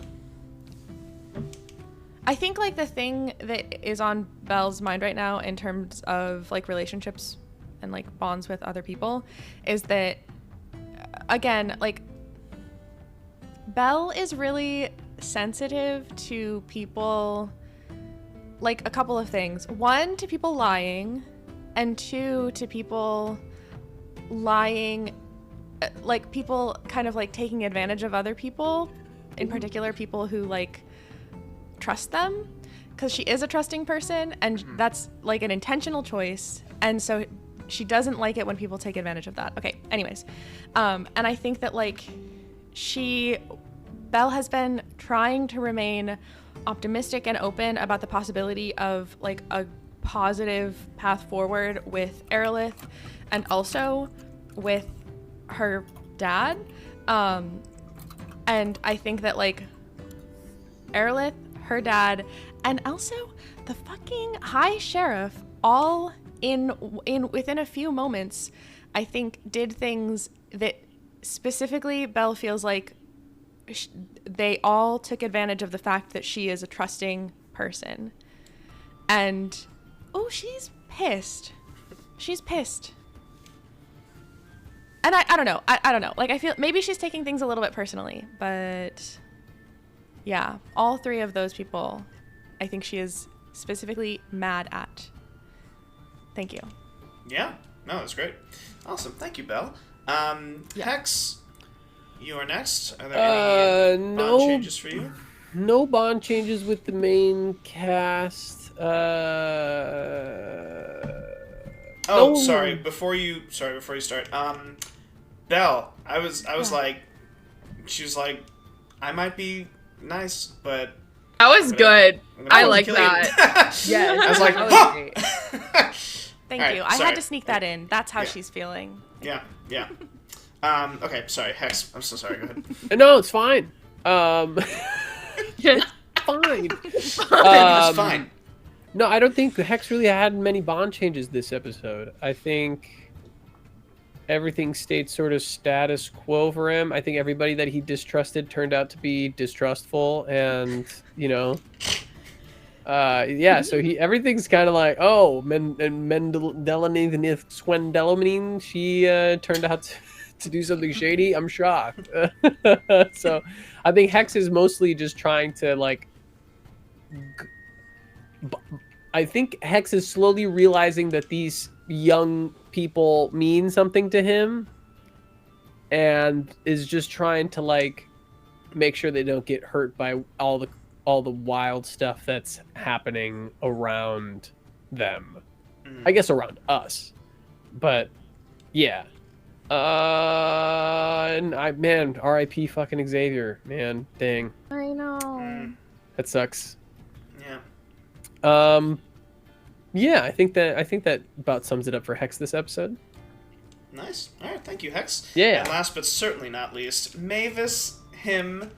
Any bond changes for you? So same thing, none with like the core group. I do feel like the slightest bit more, I guess, close to Leah, just because I like meeting people's families and things, but I'm not like anything that's like super. Yeah, and then like all that was so cool. Like what the heck? Like, oh my gosh, it's so cool to watch stuff grow. Like, love nature. So that part was pretty cool, but it wasn't like a super different change. It was mostly just like, okay, continuing to like strengthen that friendship. Back on the roller coaster of I cannot say that woman's name. Aerolith? Thank you. So like okay, I want her to like me. Actually, I don't really care because she's kind of mean. Oh wait, no, she's really nice. Wait, no, she's not. She's like she's actually a liar. And so it's kind of like it feels like it's just more of like a roller coaster feeling with her. So I'm really disappointed because I really did want to like her and I wanted her to like me because I thought she was really smart. And now I'm kind of like, well, now after my friends told you specifically what the plan was and you went behind their back, I think it's like more of a I'm not going to trust you anymore, but also I don't like you. And there's not a lot of people that Mavis just doesn't like, but like having a group of people like come together to like try to meet you eye to eye with something, and then you just like go behind them to do what you want is kind of like not okay, especially like this group of people. So I'm upset about that. And also it was just weird. It was like a very weird exchange that we saw, like that final moment of like, oh, let's make a lot of money. It's like, hold on now. Weren't you just like not really talking shit, but kind of talking shit about the fact that the Krunloes are like money hungry or want control over everything? It was just weird. So I'm like, oh, this is not okay at all. But other than that, everything else I think is very normal. Just vibing, just existing here. Yeah, nice. Hell yeah. Nice. Yeah. Oh yeah. Well, great job, everyone. That was awesome. Yeah, great session. Very excited to see what happens next. Yeah. Arc 2. Yeah. Yeah. So yeah, that'll be Bang. great. Yeah. Nice. All right. Great. I'll see you all Yeah. next time. time. Bye-bye. Bye.